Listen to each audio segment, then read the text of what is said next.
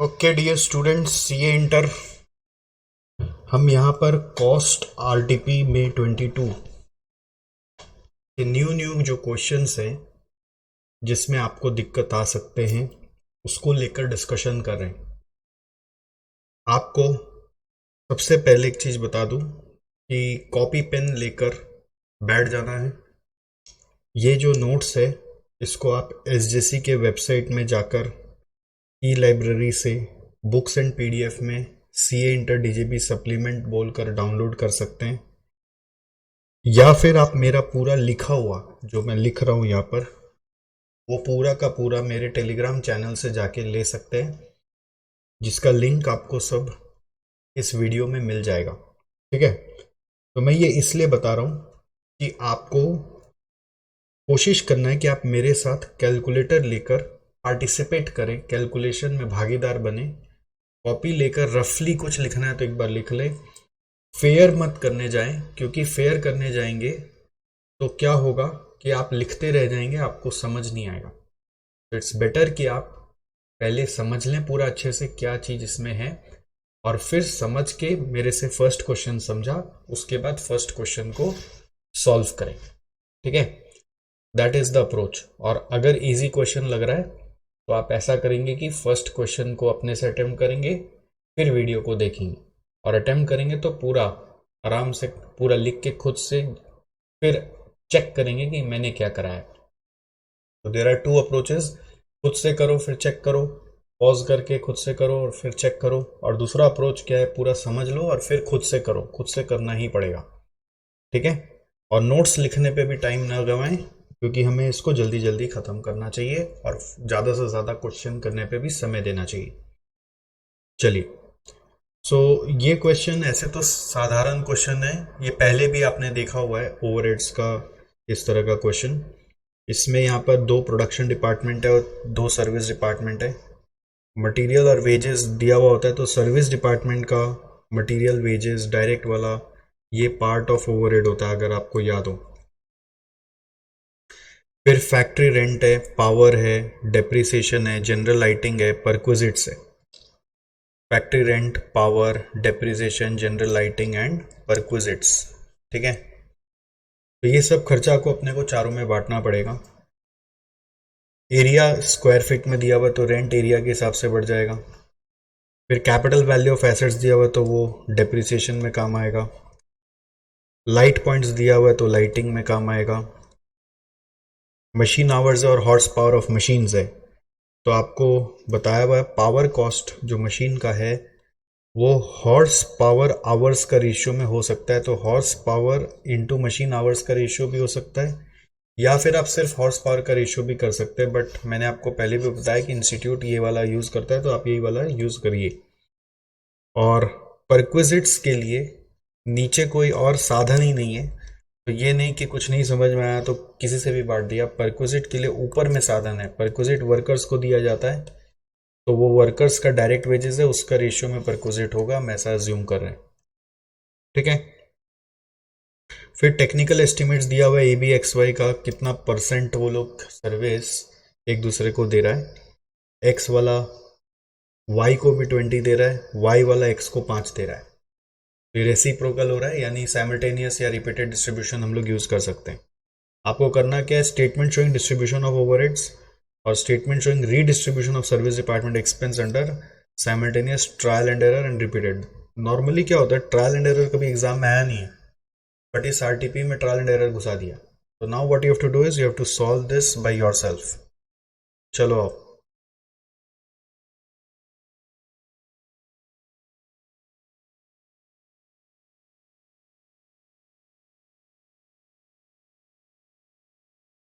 Part A. अब अपने से कोशिश कर सकते हो, आप क्या कर सकते हो, अगर आपको समझ में आ गया कि मेरे को क्या करना है, तो what you can always do is you can try this by yourself. और हमेशा कोशिश करना चाहिए, कोशिश करने से कॉन्फिडेंस बढ़ जाता है। मेरा कॉपी करके कभी कॉन्फिडेंस नहीं बढ़ेगा। अब अगर मान लेते टाइम कम है आपके पास, ठीक है, तो भी कोशिश करना चाहिए, बट फिर भी आप एकदम मतलब बोल सोच ही रखें हम कोशिश नहीं करेंगे, तो कैलकुलेटर ले लीजिए और कैलकुलेशन में पार्टिसिपेट करिए मेरे साथ साथ। ठीक है, तो डायरेक्ट मटेरियल और डायरेक्ट वेजेस हम लोग कॉपी कर लेंगे, एक्स वाई का। 4224, 4 लाख, 2 लाख, 2 लाख, 4 लाख, 4224। फिर फैक्ट्री रेंट, इसका बेसिस है एरिया, तो एरिया के हिसाब से आप बांटो। तो टोटल एरिया कितना आ रहा है, 5, ढाई ढाई हज़ार और 5, 1500। तो 9 लाख बाई 1500,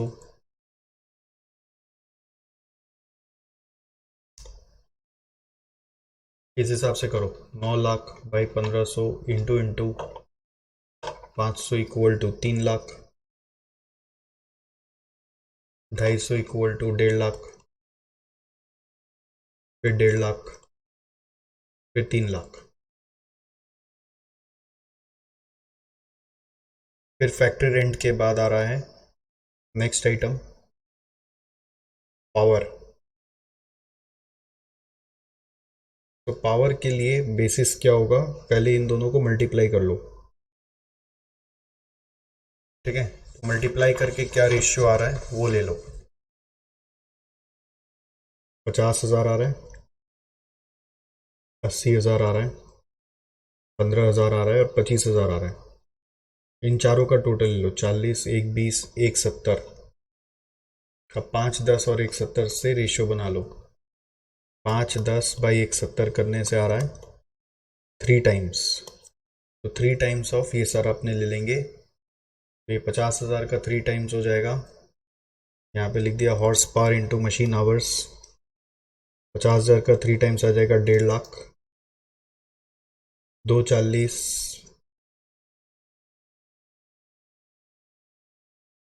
फिर आ रहा है 15,000 इंटू 3, 45, 25,000 इंटू 3 इस 75।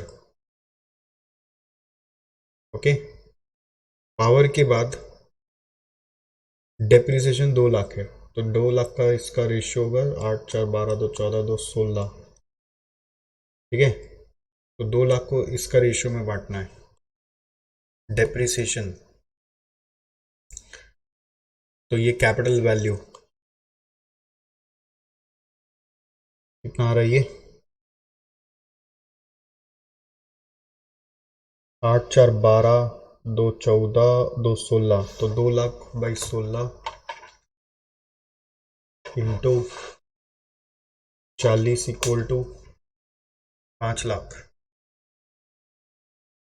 50,000 सॉरी। 2 लाख बाई 16 इंटू 160 होगा, 16 लिखा हूँ। 2 लाख बाई 160 इंटू 40 होगा ना, तो 50,000। फिर उसका डबल 1 लाख, फिर इसका आधा, 40 का आधा 20, 20 है तो 25, 25।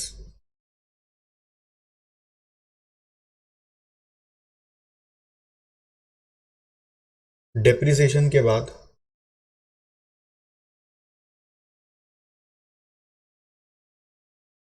फिर क्या बोल रहे हैं, जनरल लाइटिंग का लाइट पॉइंट्स के हिसाब से 20, 10, 30, 10, 40, 10, 50।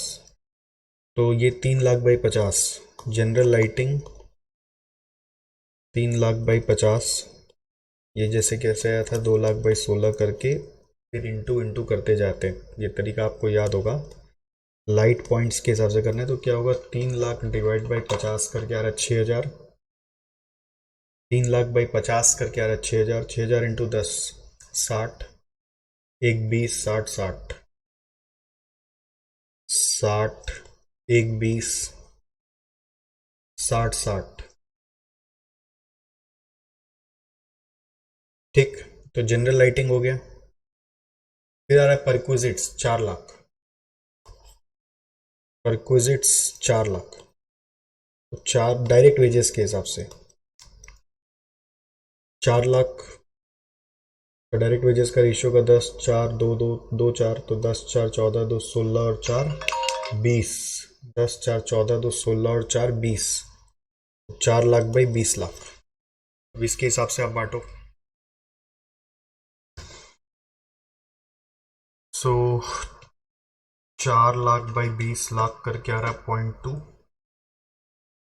तो 0.2 इंटू 10 लाख इज 2 लाख।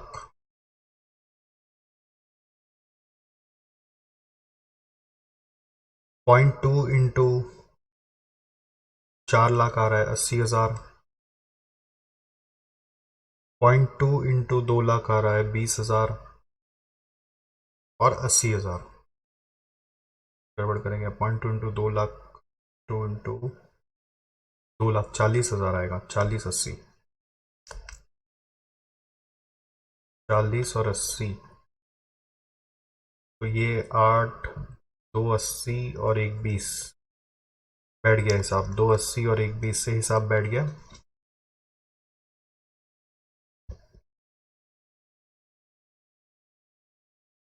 दो 80 और 1 20 से हिसाब बैठ गया। ठीक है, दिस इज योर परक्विजिट।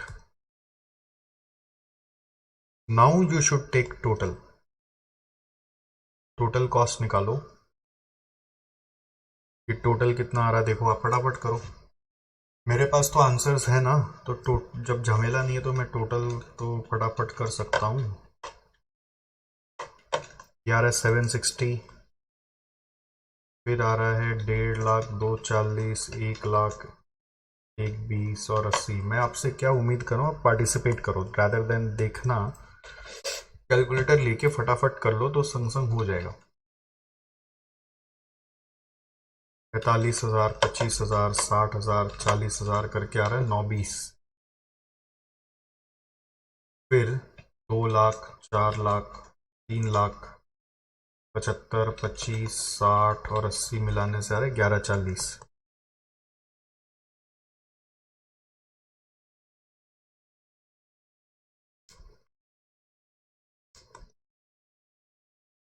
यहाँ तक हो गया सारा कहानी। तो फर्स्ट पार्ट इज ओवर। अब सेकेंड पार्ट में अलग अलग मेथड से आपको बस रीअपोर्शन करने बोल रहे हैं।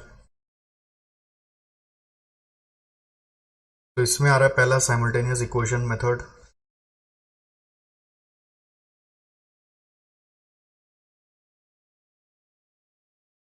साइमल्टेनियस इक्वेशन मेथड में हम लोग क्या करते हैं, एक इक्वेशन बनाना सिखाया था आपको एक्स और वाई का।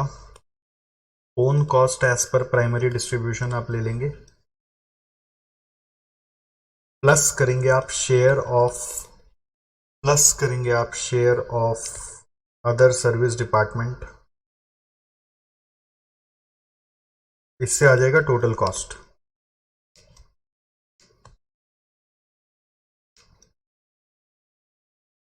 ओके, तो फ्रॉम दिस ये टोटल कॉस्ट एक्स और वाई है। Own cost as per primary distribution 9 20 और 11 40 है।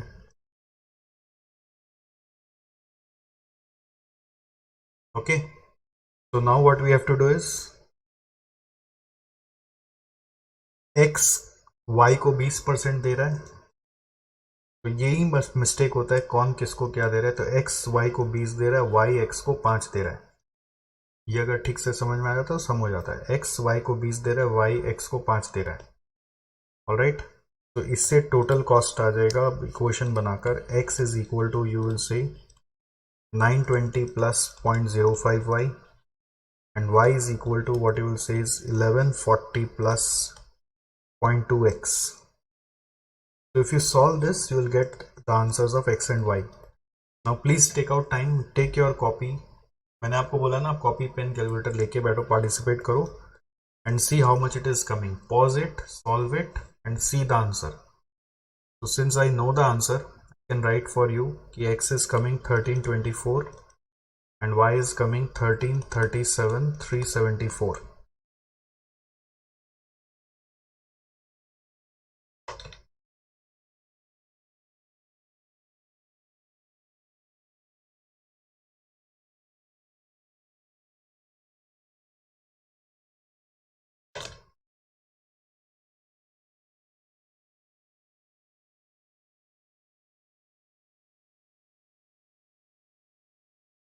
नहीं, ये कुछ और आंसर है। ये y का आंसर है, x का आंसर है 986869। 986869।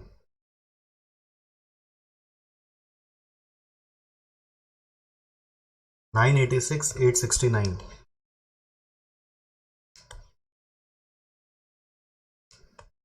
Is it good? So this way we have got the values of x and y. So what we can do is now reapportionment. Please मैंने इक्वेशन सॉल्व नहीं किया, equation solve करने का तरीका आपको आता होगा, मैं एज्यूम किया हूँ।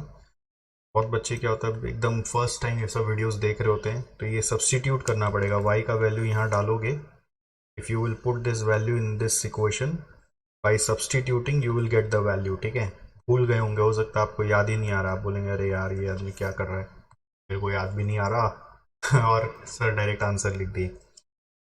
तो वो सब्स्टिट्यूट करके लाया जाता है। रीअपोर्शनमेंट अब करना है आपको,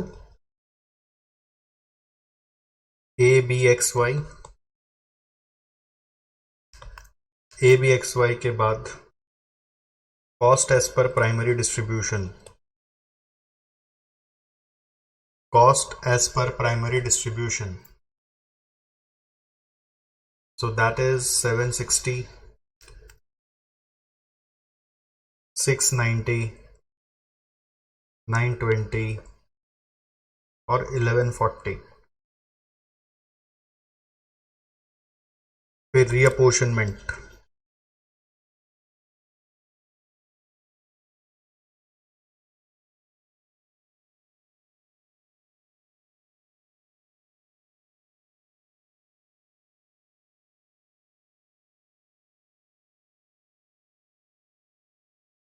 सर्विस डिपार्टमेंट एक्स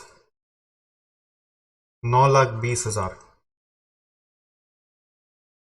इस 9,20 को 9,20 को नहीं, आप ये वाला हटाओगे 986,869। नया चीज क्या होता है, साइमल्टेनियस इक्वेशन मेथड में you are suppose to reapportion the values of X and Y, और रेशियो क्या होगा, रेशियो यहाँ पे क्वेश्चन में दिया हुआ है 55, 25 और 20। 55, 25, 20 का रेशियो में बांट दो, तो 986,869 इंटू 55% करने से आ रहा है 542,778। 986,869 इंटू 25% इज 246,717, और 20% अगर हम करेंगे 197,374,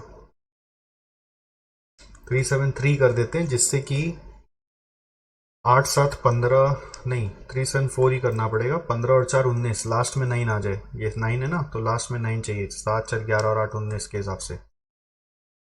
फिर सर्विस डिपार्टमेंट वाई, अब वाई में आप इन दोनों का टोटल लोगे, कितना आ रहा है, तो दैट्स कमिंग 1337,374, जो वहां पे था वही अमाउंट, अब वाई का अमाउंट मैच हो गया। ठीक है, मेन चीज क्या होता है साइमल्टेनियस इक्वेशन में, you have to reapportion X and Y. What you have to do is you have to reapportion X and Y. So ये वाला का रेशियो क्या होगा, 60, 35 और 5, 60, 35 और 5 का रेशियो में इसको हम लोग बांट देंगे।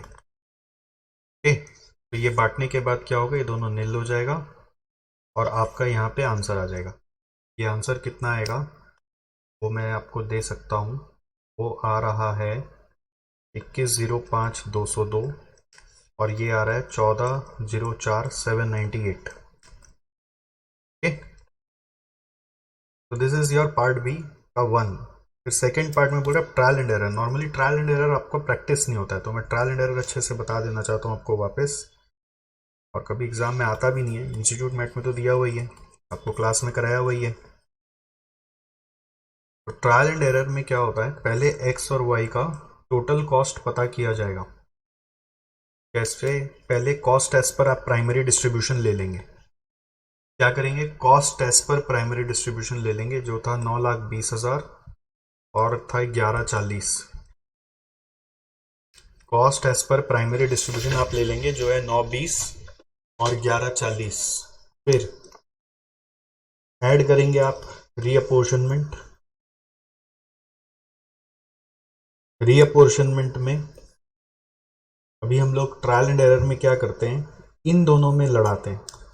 जैसे y अपना कितना सर्विस x को दे रहा है, y 5 दे रहा है और x 20 दे रहा है, तो क्या करेंगे, पहले x का 20% वहां पे दिलवा देंगे। 9 20 का 20% आता है 184, ये 20% दिलवा दिया। अब ये जो दोनों का टोटल बैठ रहा है 184 और 1140, ये 1324 आ रहा है। अब इसका 5% इसको दिलवा देंगे, क्योंकि y 5% x को देता है, इंटू 5% करने से 66,200 आ रहा है। अब x 20% है, तो इसका 20% यहाँ पे आ जाएगा 13,240। फिर y है यहाँ पे 5%, तो 13,240 का 5% यहाँ पे आ जाएगा 662। फिर x है यहाँ पे 20%, इंटू 20% करने से आ जाएगा 132। फिर y है यहाँ पे 5%, तो इसका 5% करने से यहाँ आ जाएगा 6 रुपया, कुछ 7 रुपया आ रहा अप्रॉक्स। अब आप चाहो तो उसका भी एक 20% कर सकते हो, वो आ रहा है 1.4। अब इतना कम हो गया ना, और आगे ले जाने का दरकार नहीं है। 1.4 को 1 ले लिया, इसका 7 का 20% जो आते जा रहा है y x का, x अपना 20% इसको देता है, तो 1 आ गया। 1.4 को 1 कर दिया, ये 5% आया, ये 20% आया, ये 5% आया। आपको ये प्रोसेस ध्यान रखना पड़ेगा। x अपना 20 इसको दिया, y अपना 5 इसको दिया, फिर x में आ गया तो ये 20 इसको दिया, फिर ये 5 इसको दिया, फिर 20 इसको दिया, फिर 5 इसको दिया, फिर ये 20 इसको दिया। तो नाउ एड अप 920, 666, 200, 662, 7, 986, 869, फिर 1140, 1324, 13240, 132 और 1, 1337, 373। देखो ये जो आंसर आया ना, ये एग्जैक्टली वही x और y का वैल्यू आया, वो 1 रुपये का डिफरेंस है, कोई प्रॉब्लम नहीं। तो अब रीअपोर्शनमेंट करना है, सेम रीअपोर्शनमेंट होगा। रीअपोर्शनमेंट जो होगा वो ए बी एक्स वाई का सेम ही होगा जैसे आपका साइमल्टेनियस में हुआ था। This is called as total cost of service department. तो this amount will be reapportion, जो एकदम साइमल्टेनियस इक्वेशन जैसा ही है। Cost as per primary distribution हम लोग लिखेंगे।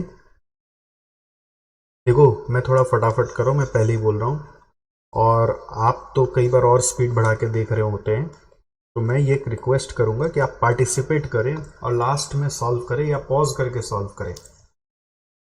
तो cost as per primary distribution 7, 60, 6, 90, 7, 60, 6, 90, ये सब जो अमाउंट थे वो वापस आ गए। 9, 20, 11, 40 एज इट इज आ गया। फिर रीअपोर्शनमेंट, फिर आ गया रीअपोर्शनमेंट।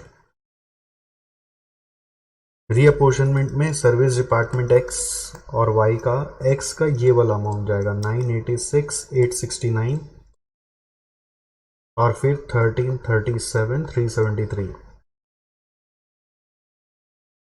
ठीक।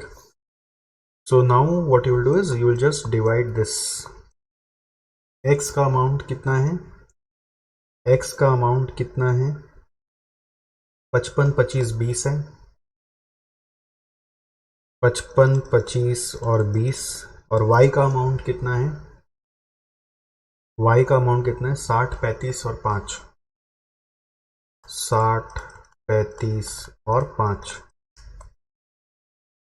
ऑडिट 60, 35 और 5।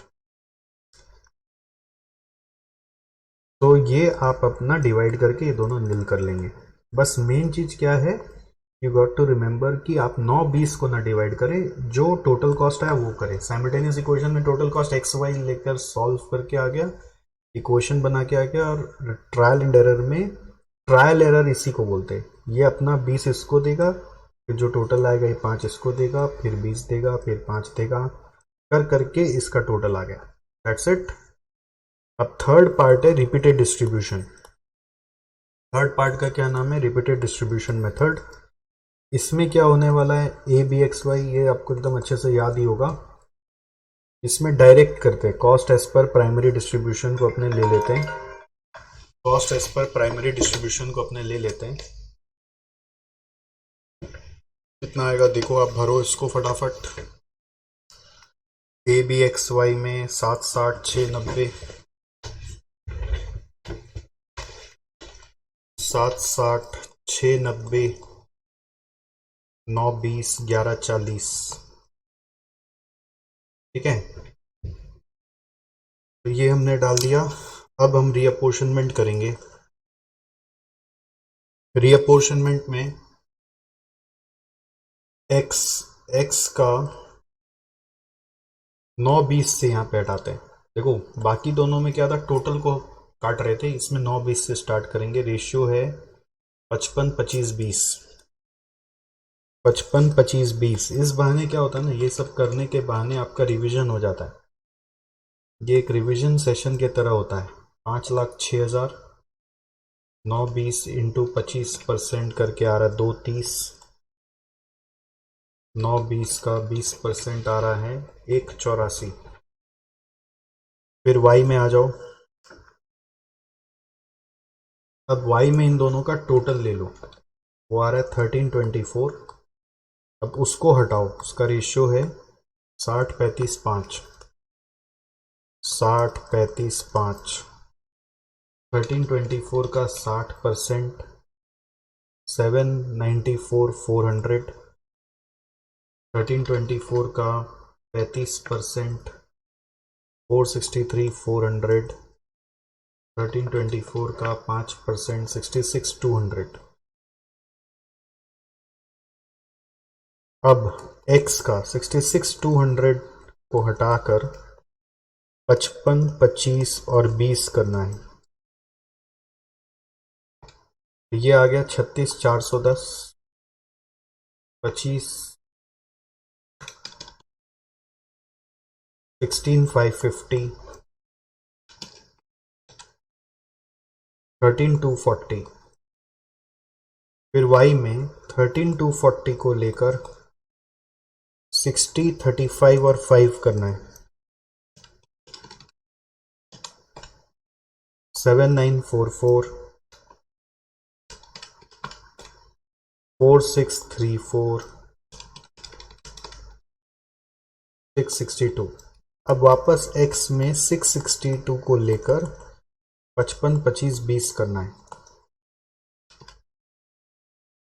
364, 166, 132। 60 35 5 करना है। 132 का 60%, 132 का 35%, 132 का 5%।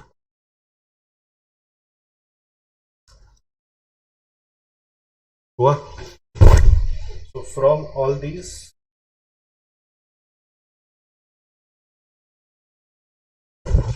we can just take the total and the total should come the same amount. अब ये 7 रुपया आ रहा है ना, ये 7 रुपया को अब क्या करें, इसको भी ख़त्म करना पड़ेगा। ये लास्ट वाला 7 रुपया को आप एक काम करो, 55 25 में ही खाली बांट दो। 4 रुपया और 3 रुपया कर दिया। अब 7 रुपये का 5% कितना होगा, कोई मतलब ही नहीं है। 55 25 20 करोगे तो वो 1 रुपया 40 पैसा का कोई मतलब ही नहीं है। ठीक है, एक तरह से क्या हो रहा है ना, ट्रायल एंड एरर मेथड में भी आप देखना ऐसा ही कुछ हो रहा था। ये 9 20 का 20, फिर इसका 5, ऐसे ही चल रहा था। देखो 66 200 उधर भी आया था, फिर 66 200 से 13 240 उधर भी आया था, 13 240 से 662 उधर भी आया था। तो ट्रायल एंड एरर क्या किया, पूरा टोटल लेके फिर एक साथ बांटा। रिपीटेड में बार बार रिपीट करते करते ही टोटल खत्म हो गया, फिर अलग से और बांटना नहीं पड़ता है। तो सब मेथड से एक ही आंसर आता है, तीनों मेथड से आंसर एक ही आता है। तो ये दोनों नील ही आना है और इससे वही आंसर आना है जो पहले आया था। तो आपको वापस से मैं सॉल्व नहीं करवा रहा, 1 आध रुपए का फर्क आते रहता है। हो गया क्वेश्चन नंबर 1 ओवर। ओके, तो इसमें बस क्या था, ट्रायल एंड एरर मेथड का हम लोग का प्रैक्टिस नहीं होता, तो मैं इस बहाने आपको प्रैक्टिस करवा दिया। ऑलराइट, चलो नेक्स्ट नया क्वेश्चन देखो आप। It is activity based costing. Next new question is about activity based costing. Here what is happening is PCP Limited belongs to the apparel industry. It specializes in distribution of fashionable garments. It buys from the industry and resells the same to the following two supermarket. Supermarket A dealing in adult garments, Supermarket B dealing in kids garment. Following data for the month of April in respect of PCP has been reported. So Supermarket A B इनका ग्राहक है एक तरह से, ठीक है। इसको cell कर देते हैं दो सुपरमार्केट में, तो दो सुपरमार्केट इनका ग्राहक है, जहां से रेवेन्यू पर डिलीवरी इतना आता है, कॉस्ट ऑफ गुड्स सोल्ड पर डिलीवरी इतना है, नंबर ऑफ डिलीवरीज इतना है। तो आप इससे आराम से प्रॉफिट निकाल सकते हैं, right. Revenue minus cost into deliveries करके। In the past PCP has used gross margin percentage to evaluate the relative profitability of its supermarket segment. अब ग्रॉस मार्जिन परसेंटेज कैसे आना चाहिए? नॉर्मली GP बाई सेल्स करके आता है, ठीक है। इन जनरल GP हम लोग को निकालने का हैबिट कैसे होता है? GP is equal to we say sales minus cost of goods sold. तो सेल्स दिया हुआ है, कॉस्ट ऑफ गुड्स सोल्ड दिया हुआ है, तो उससे आपका GP तो आ ही जाएगा, right. Company plans to use activity based costing for analysing the profitability of supermarket segments. The April month's operating cost other than cost of goods sold was 1655,995. तो ये वाला 1655,995 अदर ऑपरेटिंग कॉस्ट है cost of goods sold के अलावा। तो revenue मालूम है, cost of goods sold मालूम है, तो GP तो इंडिविजुअल मार्केट का आ गया। But what about this 1655,995? वो आपका अलग अलग GP जो आ जाएगा उससे एक टोटल GP आ जाएगा, ठीक है। इस टोटल GP से आप अदर ऑपरेटिंग कॉस्ट को माइनस करिए। अदर ऑपरेटिंग कॉस्ट को आप इससे माइनस कर दीजिए तो रिजल्ट आ जाएगा NP। रिजल्ट आ जाएगा NP, ठीक है। This is equal to NP।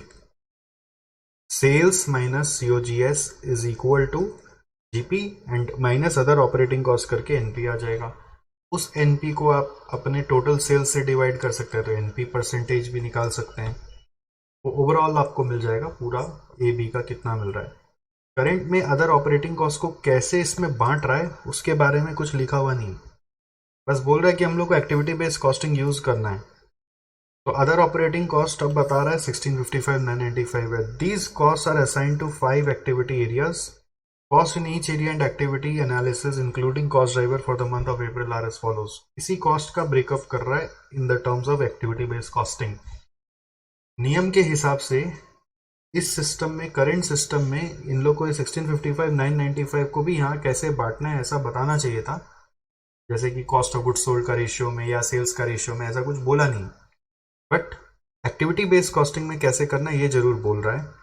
तो इसके लिए इसका स्प्लिट बोल रहा है 5 एक्टिविटी में है, तो आप पांचों का एक बार टोटल करके देख लो तो वही आ रहा है क्या? 390, 500, 415, 250, 64, 845, 345, 400, 440। तो ये आ रहा है 1655,995, ठीक है, 1655,995। तो अब ये अमाउंट को 5 एक्टिविटी में तोड़ा गया, हर एक का कॉस्ट ड्राइवर भी दे दिया है। स्टोर डिलीवरी का store deliveries, carton dispatch to store का carton dispatch to a store पर delivery, shelf stocking at customer store का, शेल्फ स्टॉकिंग मतलब शेल्फ पे रखने का जो खर्चा लग जाता है, शेल्फ स्टॉकिंग बोलते हैं उसको, मतलब जब तक बिकता नहीं तब तक शेल्फ पे रखा जाता है ना, तब तक का खर्चा, hours of shelf stocking. Line item ordering, line item मतलब एक एक आइटम को लाइन आइटम बुलाया जाता है, एक एक आइटम को ऑर्डर करने का खर्चा, तो लाइन आइटम पर परचेज ऑर्डर बोल रहे हैं, उसका कॉस्ट ड्राइवर है। Customer purchase order processing, customer ने ऑर्डर दिया उसको प्रोसेस कर रहे हैं, तो that is based on purchase orders by customer. ये सब कॉस्ट ड्राइवर्स दिए हुए हैं। तो स्टोर डिलीवरी 390, 500 है, उसका ड्राइवर बोल रहे हैं स्टोर डिलीवरीज। तो total number of store deliveries आपको 1100 और 2805 दिया हुआ है, तो you can just apportion this cost in the ratio of 1100 2805। फिर बोल रहे हैं carton dispatch to store, carton जब स्टोर्स को भेज रहे हैं तो उसका कॉस्ट है इतना, उसके लिए ड्राइवर बोल रहा है कार्टून डिस्पैच टू स्टोर पर डिलीवरी। देखो यहाँ पर लिखा है पर डिलीवरी, ठीक है, एक चीज समझने का है, कार्टून डिस्पैच टू स्टोर पर डिलीवरी है, तो नीचे भी क्या दिया हुआ है, average number of cartoon shift पर स्टोर डिलीवरी 250 और 50। तो बच्चा क्या करेगा, पर डिलीवरी यहाँ पे पड़ेगा और यहाँ पे भी पर डिलीवरी मैच हो गया, तो 99% केस में हर बच्चा इसको 250:50 का रेशियो में बांटेगा, और आप गलत नहीं होंगे अगर आप भी ऐसा कर रहे तो। बट प्रॉब्लम इज यहाँ पे क्वेश्चन में ना लैंग्वेज इशू है, यहाँ पर डिलीवरी लिखना ही नहीं चाहिए था। कोई भी नियम के हिसाब से total cost per per unit या पर डिलीवरी का रेशियो में नहीं बढ़ सकता, ये गोल्डन रूल है। किसी भी मैथमेटिकल डिस्ट्रीब्यूशन में कोई टोटल अमाउंट को आप पर यूनिट का रेशियो में नहीं बांट सकते, you have to distribute in total ratio itself. So यहाँ पर डिलीवरी लिखा है तो बच्चे पर डिलीवरी से मैच करके 250-50 का रेशियो में बांट देंगे, बट वो रॉन्ग होगा। ये इस सम का एक प्रॉब्लम है, मतलब लिखना नहीं चाहिए यहाँ पर डिलीवरी, बट लिख दिया है तो बच्चे 250-50 में बांट देंगे। अब वो सही होगा कि गलत वो हम नहीं जानते हैं, बट सही तरीका क्या है, 250 इंटू नंबर ऑफ डिलीवरीज, आप देखिए 1100 दिया हुआ है, तो ये एक रेशियो बनेगा, इस टू 50 इंटू 2805 ये दूसरा बनेगा, 50 इंटू 2805 दूसरा बनेगा, समझ में आया, इस रेशियो में बांटोगे। नेक्स्ट, फिर self stocking at customer store का आवर्स ऑफ सेल्फ स्टॉकिंग बोला। अब आवर्स ऑफ सेल्फ स्टॉकिंग भी दिया हुआ है पर स्टोर डिलीवरी, देखो तो यहाँ पे तो पर लिखा ही नहीं है, तो इसमें तो आपको डाउट आएगा ही नहीं, आप सही कर लोगे। इस 6 आवर्स पर डिलीवरी है तो 6 इंटू 1100 इस टू आप बोलेंगे 1.5 इंटू 2805, तो इसमें तो आपको शक नहीं है क्योंकि आवर्स ही लिखा है। बट यहाँ पर डिलीवरी लिखकर एक क्वेश्चन में ना एम्बिग्विटी बना दिया जबरदस्ती, पर डिलीवरी लिखकर। फिर लाइन आइटम ऑर्डरिंग का बोल रहे हैं लाइन आइटम पर परचेज ऑर्डर, फिर यहाँ पे प्रॉब्लम हो गया, पर ऑर्डर क्यों बोल दिया।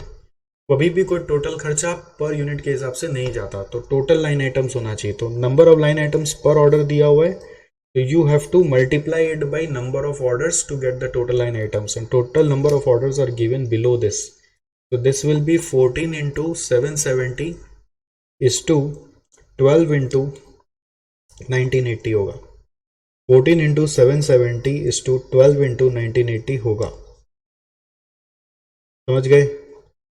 14 इंटू 770 इज टू 12 इंटू 1980, समझ में आया आपको। तो this is how it is going to move. Now customer purchase order processing का परचेज ऑर्डर्स दिया हुआ है, तो दैट इज ऑलरेडी नोन 770 और 1980, 770 एंड 1980 है। इज इट क्लियर, 770 एंड 1980 है। So we have understood this, and this is crystal clear.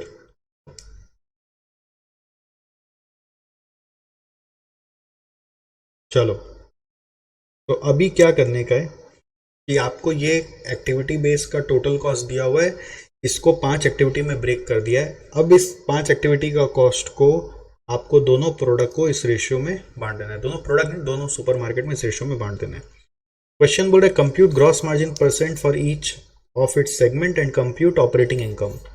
ये देखो ऑपरेटिंग इनकम कंपनी का पूछ रहा है, ऑपरेटिंग इनकम मतलब नेट प्रॉफिट, तो वो कैसे आएगा, जो टोटल जीपी है जो मैंने आपको दिखाया, टोटल जीपी में से आप ये अदर ऑपरेटिंग कॉस्ट माइनस कर देंगे। ये नहीं बताया कि करंट में कैसे बट रहा है, तो नहीं बांटेंगे करंट में, टोटल से माइनस करेंगे। और सेकंड केस में क्या बोल रहा है, compute operating income of each supermarket segment using activity based costing information.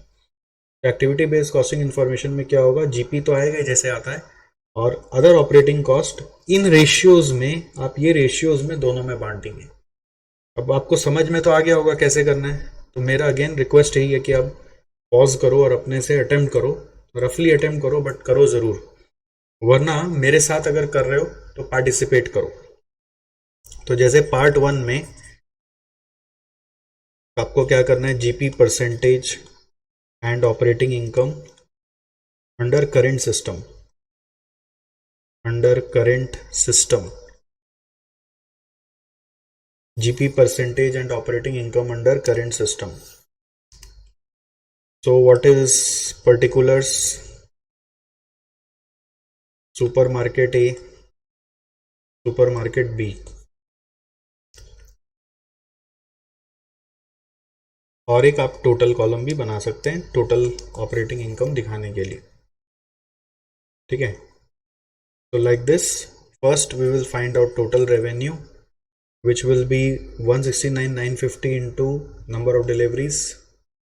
समझ में आ रहा है? 169,950 into number of deliveries is equal to 660 है। और सुपरमार्केट बी में क्या हो रहा है? 57,750 into 1650, 57,750 into 1650।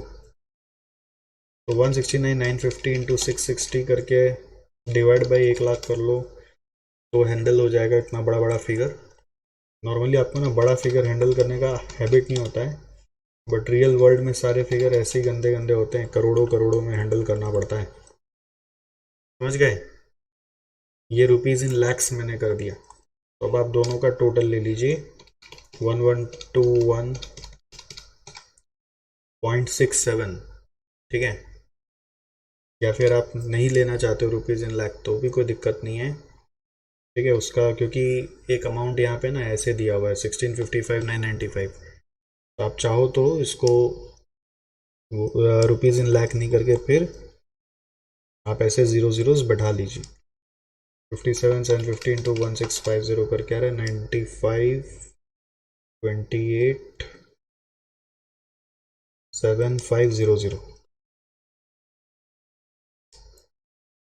So 112,167,000 plus 952,87,500 जोड़ जाड़ के आ रहा है 207,45,4500।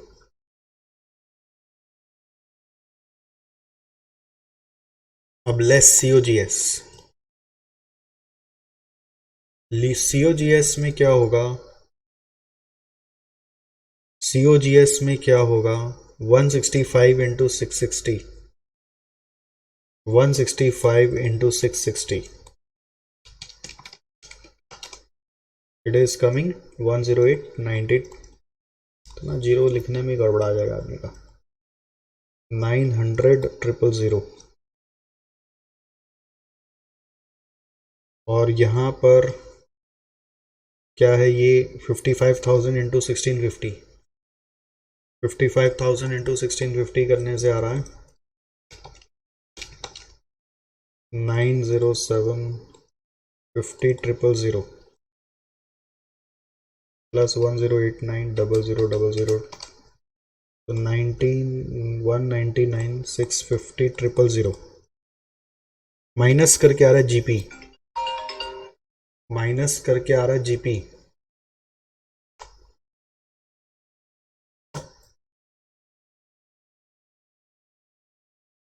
One one two one 67,000 minus 1089,000 तो ये आ रहा है 32,67,000। 95,287,500 माइनस 907,50,000 तो ये आ रहा है 86, गड़बड़ हो गया, 952,87,500 माइनस 907,50,000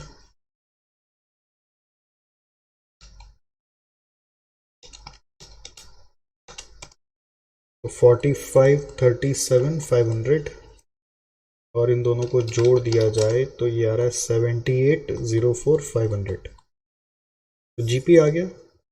अब लेस एनपी करने के लिए अदर कॉस्ट जो दिया हुआ था उसका डिस्ट्रीब्यूशन का कोई सिस्टम नहीं था। हो सकता है आपके एग्जाम में सेम चीज आएगा और इसको डिस्ट्रीब्यूट करने का कोई सिस्टम बता देगा, तो इस चीज का ध्यान रखिएगा कि आपको कैसे करने का है। 78,04,500 में से मैं टोटल कॉस्ट जो डिस्ट्रीब्यूट ही नहीं हुआ था वो 1655,995 इसको माइनस कर दूंगा तो एनपी आ जाएगा या ऑपरेटिंग इनकम बोल सकते हैं,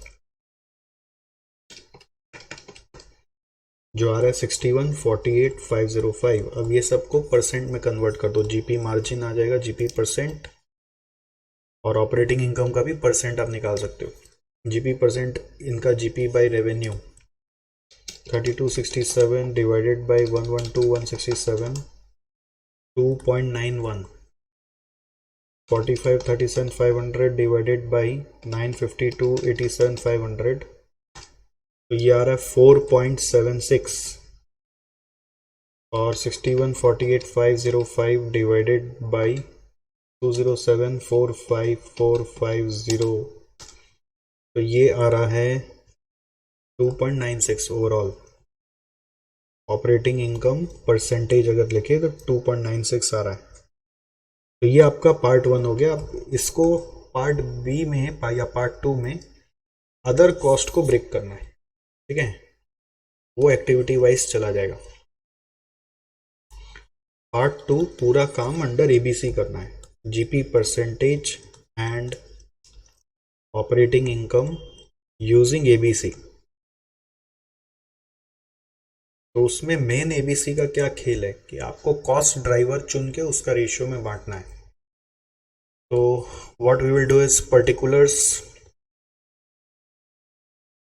टोटल कॉलम नहीं है ना अभी, सुपरमार्केट ए एक बेसिस कॉलम बना देते हैं क्योंकि वो एक्टिविटी बेस में काम आएगा। सुपरमार्केट ए, सुपरमार्केट बी और total. So we can just copy paste the revenue and COGS. Revenue and COGS are same, that doesn't affect ABC. तो GP भी सेम ही आ जाएगा। तो मैं GP को कॉपी कर लिया एक बार थोड़ा फास्ट करने के लिए, आपको पूरा कॉपी करना चाहिए। तो ये आ रहा है 32 67 45 37 500 7804 500 less other operating cost. Other operating cost में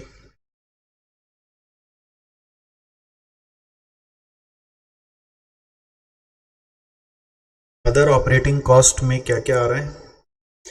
अब ये 5 आइटम आएगा। स्टोर डिलीवरी,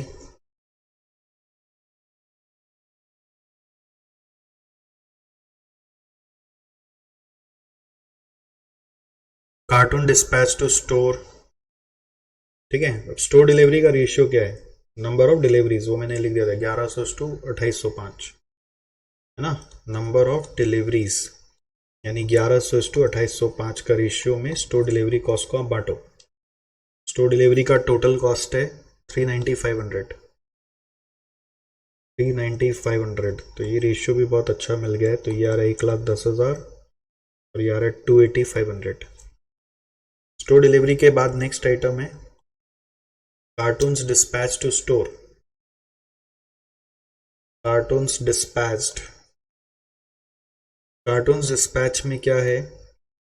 415,250 अमाउंट है, बट रेशियो होगा कार्टून डिस्पैच टू स्टोर का टोटल, कार्टून डिस्पैच का टोटल कार्टून डिस्पैच है। टोटल वर्ड खाली गेम कर गया यहाँ पे, अगर आप यहाँ टोटल नहीं लेंगे तो सम नहीं कर पाएंगे।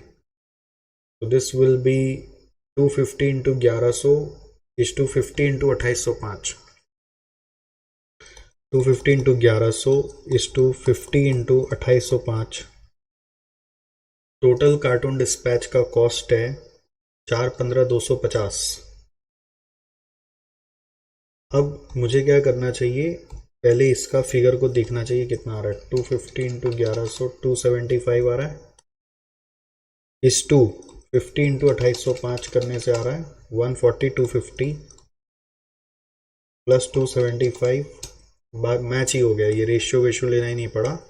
ये देखो कितना सुंदर से मैच हो गया, है ना। अब कार्टून डिस्पैच के बाद नेक्स्ट आइटम क्या है?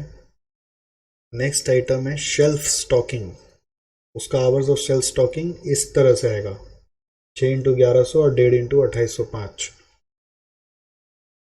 शेल्फ स्टॉकिंग, तो मैं जानबूझ के ना सब में वर्ड टोटल घुसा रहा हूं। टोटल आवर्स ऑफ स्टॉकिंग या shelf stocking, total hours of shelf stocking. तो ये कैसे आएगा? Total hours of shelf stocking कैसे आएगा? 6 इंटू 1100 और 1.5 इंटू 2805। 6 इंटू 1100 इस टू 1.5 इंटू 2805, तो ये आ रहा है 6600 इस टू 2805 इंटू 1.5, 4207.5। तो ये रेशियो में शेल्फ स्टॉकिंग कॉस्ट को बांटना है। शेल्फ स्टॉकिंग कॉस्ट कितना है? 64,845। 64,845 को इस रेशियो में यदि बांट दिया जाए, 6800 प्लस 4207.5, ये आ रहा है 10807.5 आ रहा है टोटल। तो इससे डिवाइड करूंगा, 64,845 डिवाइडेड बाई 10807.5, ये 6 टाइम्स आ गया, इंटू 6600, ये आ रहा है 39,600, और यहाँ पे आ रहा है 6 टाइम्स ऑफ 4207.5 करके 25,245। समझ गया ना कैसे बांटते थे हम लोग? ये टोटल कर लेते थे, इसका टोटल आ रहा है 10807.5, तो दिस बाय टोटल इंटू 6600। अब शेल्फ स्टॉकिंग के बाद नेक्स्ट आइटम क्या है? Line item ordering. Line item ordering, ठीक है। तो लाइन आइटम ऑर्डरिंग का टोटल अमाउंट है 345,400। 345,400, 345,400। तो लाइन आइटम ऑर्डरिंग का अमाउंट है 345,400। लाइन आइटम का टोटल होगा 14 इंटू 770 और 12 इंटू 1980, ठीक है। Total line items for purchase orders, for delivery से जुड़ा हुआ नहीं है, परचेज ऑर्डर से जुड़ा हुआ है। तो अकॉर्डिंगली ये कितना आ रहा है? 14 into 770 is to 12 into 1980। 14 into 770 is to 12 into 1980, यानी कि 10,780 इज टू 12 इंटू 1980, 23,760 प्लस 10,780 करने से आ रहा है 34,540। और कोइंसिडेंस देखो, वही एक जीरो ज़्यादा है, तो ये ऐसे ही आ जाएगा 107,800 और 237,600। ठीक, मतलब ये समझ में आ गया कि फिगर्स देख के लग रहा है ना कि ये पर ऑर्डर से नहीं करना था, ये पर परचेज ऑर्डर और पर डिलीवरी से करने लग जाओगे तो मार्क्स कट जाता। फिर क्या, कस्टमर परचेज ऑर्डर प्रोसेसिंग 440 को इस रेशियो में बांटना है। कस्टमर परचेज ऑर्डर प्रोसेसिंग 440 है, 440 को रेशियो है 770:1980।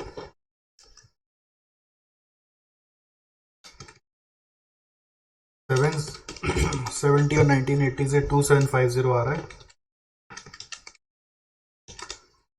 तो ये आ रहा है 123,200 और ये आ रहा है 316,800 नंबर ऑफ ऑर्डर्स का रेशियो में। तो ये क्या आ गया? अब जीपी आ जाएगा। अब जीपी का फिगर चेंज हो जाएगा।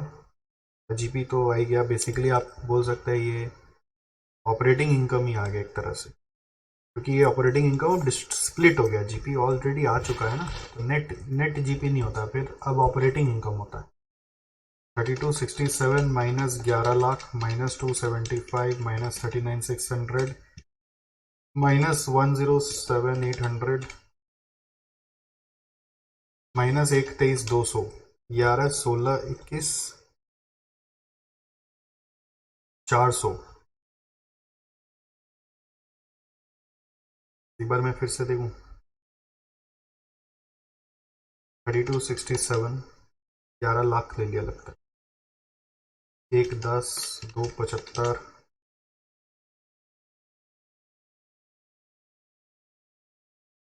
39,600 107,800 और 123,200 चेंज हो जाएगा, वो 26,11,400। मैं हमेशा अपना कैलकुलेशन 2 बार चेक करता हूँ, ये मेरे को बहुत हेल्प करता है, मैं बचपन से ये हैबिट फॉलो करता हूँ। ये क्या होता है, कुछ भी कोई भी चीज गड़बड़ नहीं होता है। 237 है। अब इसको करो, इसका देखो आंसर क्या आ रहा है। 45 37 500 minus 280 500 minus 140 250 minus 25245 237 600 316 800. This is coming 35 37 105 plus 26 11 400 करने से आ रहा है 61 48 505। तो टोटल में वही आएगा।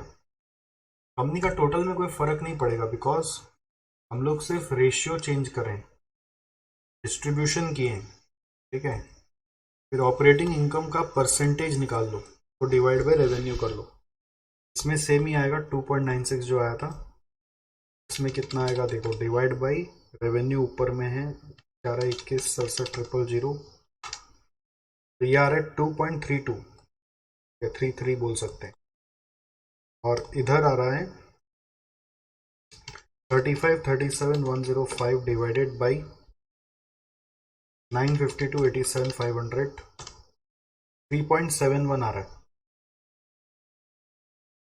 अगर आप चाहें तो एक स्टेप फर्दर एनालिसिस कर सकते हैं कि जैसे आप देखिए यहाँ पर जीपी वाइज अगर जाते हैं ना, तो इधर 2.91 है, इधर 4.76 है, जो घट गया थोड़ा 2.33 और 3.71 हो गया। ऐसा नहीं कि ए भी पूरा बेस्ट वाला स्वैप हो गया है।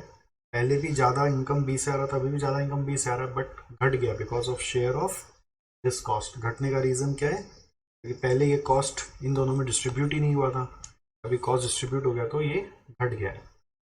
तो this is your question and solution is already given here, so that you don't have to worry and it's all perfectly done.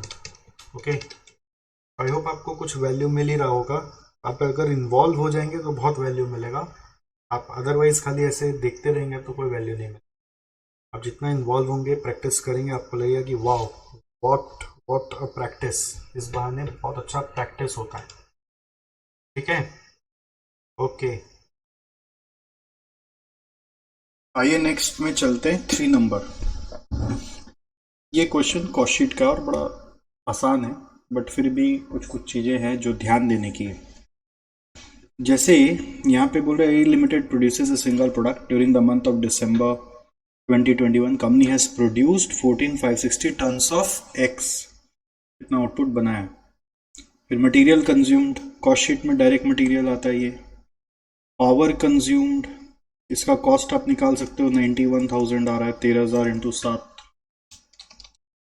तो पावर को हमने आपको पहले भी बताया था कि आजकल उसको नए कॉस्ट शीट के फॉर्मेट से डायरेक्ट एक्सपेंस में डालते हैं। डीजल कंज्यूम्ड, फ्यूल जो जितना भी होता है ना, वो सब डायरेक्ट एक्सपेंस में। डायरेक्ट एक्सपेंस में यूटिलिटीज कॉस्ट भी आता है, ठीक है, इसको यूटिलिटीज बुलाते हैं। यूटिलिटीज मीन्स सारे फ्यूल, कोयला, power, diesel, steam.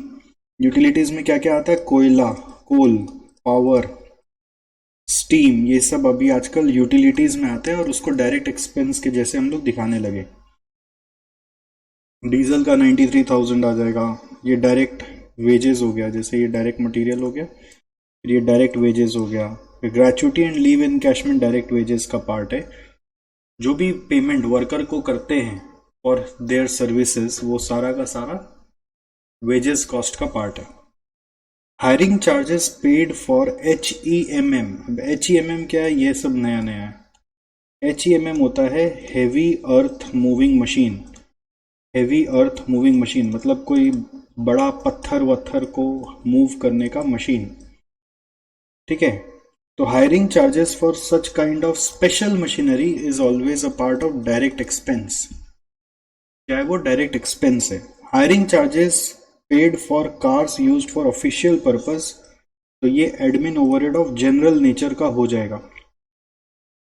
Reimbursement of diesel cost for the cars, तो उसका डीजल कॉस्ट आपका 20,000 का आ गया, तो वो उसी से जुड़ा हुआ बोल के एडमिन ओवरहेड जनरल नेचर, ठीक है।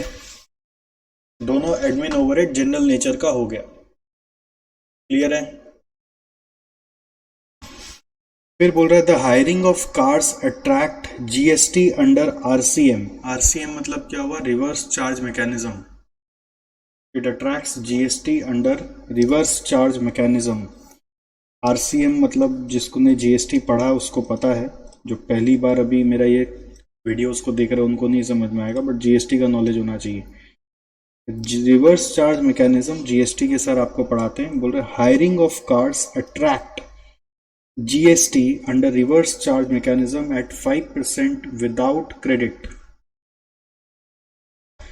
मतलब नियम के हिसाब से हम लोगों को जो भी हम जीएसटी पे करते हैं वो सारा का इनपुट क्रेडिट मिल जाना चाहिए। जैसे अगर हम लोग बिजनेस में कोई कैलकुलेटर खरीद के लाते हैं तो उस पर जीएसटी देते हैं तो उसका इनपुट क्रेडिट मिल जाता है। अगर हम बिजनेस के नाम पे कहीं ट्रैवल कर रहे हैं तो उस ट्रैवल में जीएसटी लग रहा है तो उसका इनपुट मिल जाता है। और यहाँ पे क्या हो रहा है? हायरिंग ऑफ कार्स, क्या बोल रहा है? Hiring of cars attracts GST under reverse charge mechanism. अगर आप कार हायर कर रहे हैं ना तो सामने वाला हम लोग को जीएसटी चार्ज करके बिल भेजना चाहिए नियम के हिसाब से, और जो जीएसटी हम उसको पे करेंगे उसका हमको इनपुट मिल जाएगा। अगर इनपुट क्रेडिट मिल जाएगा तो मेरा कॉस्ट का पार्ट नहीं है। जैसे हम कार हायरिंग किया 80,000 रुपये का, तो सामने वाला अगर मेरे पास 5% जीएसटी लगा रहा है तो 80,000 का 5% 400 होता है ना, 4,000, तो 4,000 रुपये जीएसटी बिल में जोड़ेगा। मैं उसको 84 पे करूंगा और 4,000 का मेरे को क्रेडिट मिल जाएगा। मेरा नेट कॉस्ट 80 होता है। बट रिवर्स चार्ज मैकेनिज्म में क्या होता है? गवर्नमेंट ने कुछ कुछ पर्टिकुलर सर्विसेज को रिवर्स चार्ज में डाल दिए, कुछ प्रोडक्ट्स को और सर्विसेज को रिवर्स चार्ज में डाल दिए, जो आपको जीएसटी लॉ में सिखाया जाता है। वो कहता है कि अगर सामने वाला आपको जीएसटी बिलिंग नहीं किया तो आप उसके कारण जो जीएसटी होता है वो खुद भरोगे और उसका इनपुट नहीं मिलेगा। वो यहाँ पे क्वेश्चन में बोला हुआ है विदाउट इनपुट क्रेडिट। बहुत बार रिवर्स चार्ज का क्रेडिट मिल जाता है कि जैसे हम लोग फॉर एग्जांपल एसजीसी में कोई गूगल को रुपया देते हैं। गूगल का एक कंपनी है फॉरेन में, उसको रुपया पेमेंट करते हैं, तो गूगल का रुपया पेमेंट करने के कारण हम लोगों को उसका रिवर्स चार्ज से जीएसटी भरना पड़ता है गवर्नमेंट को।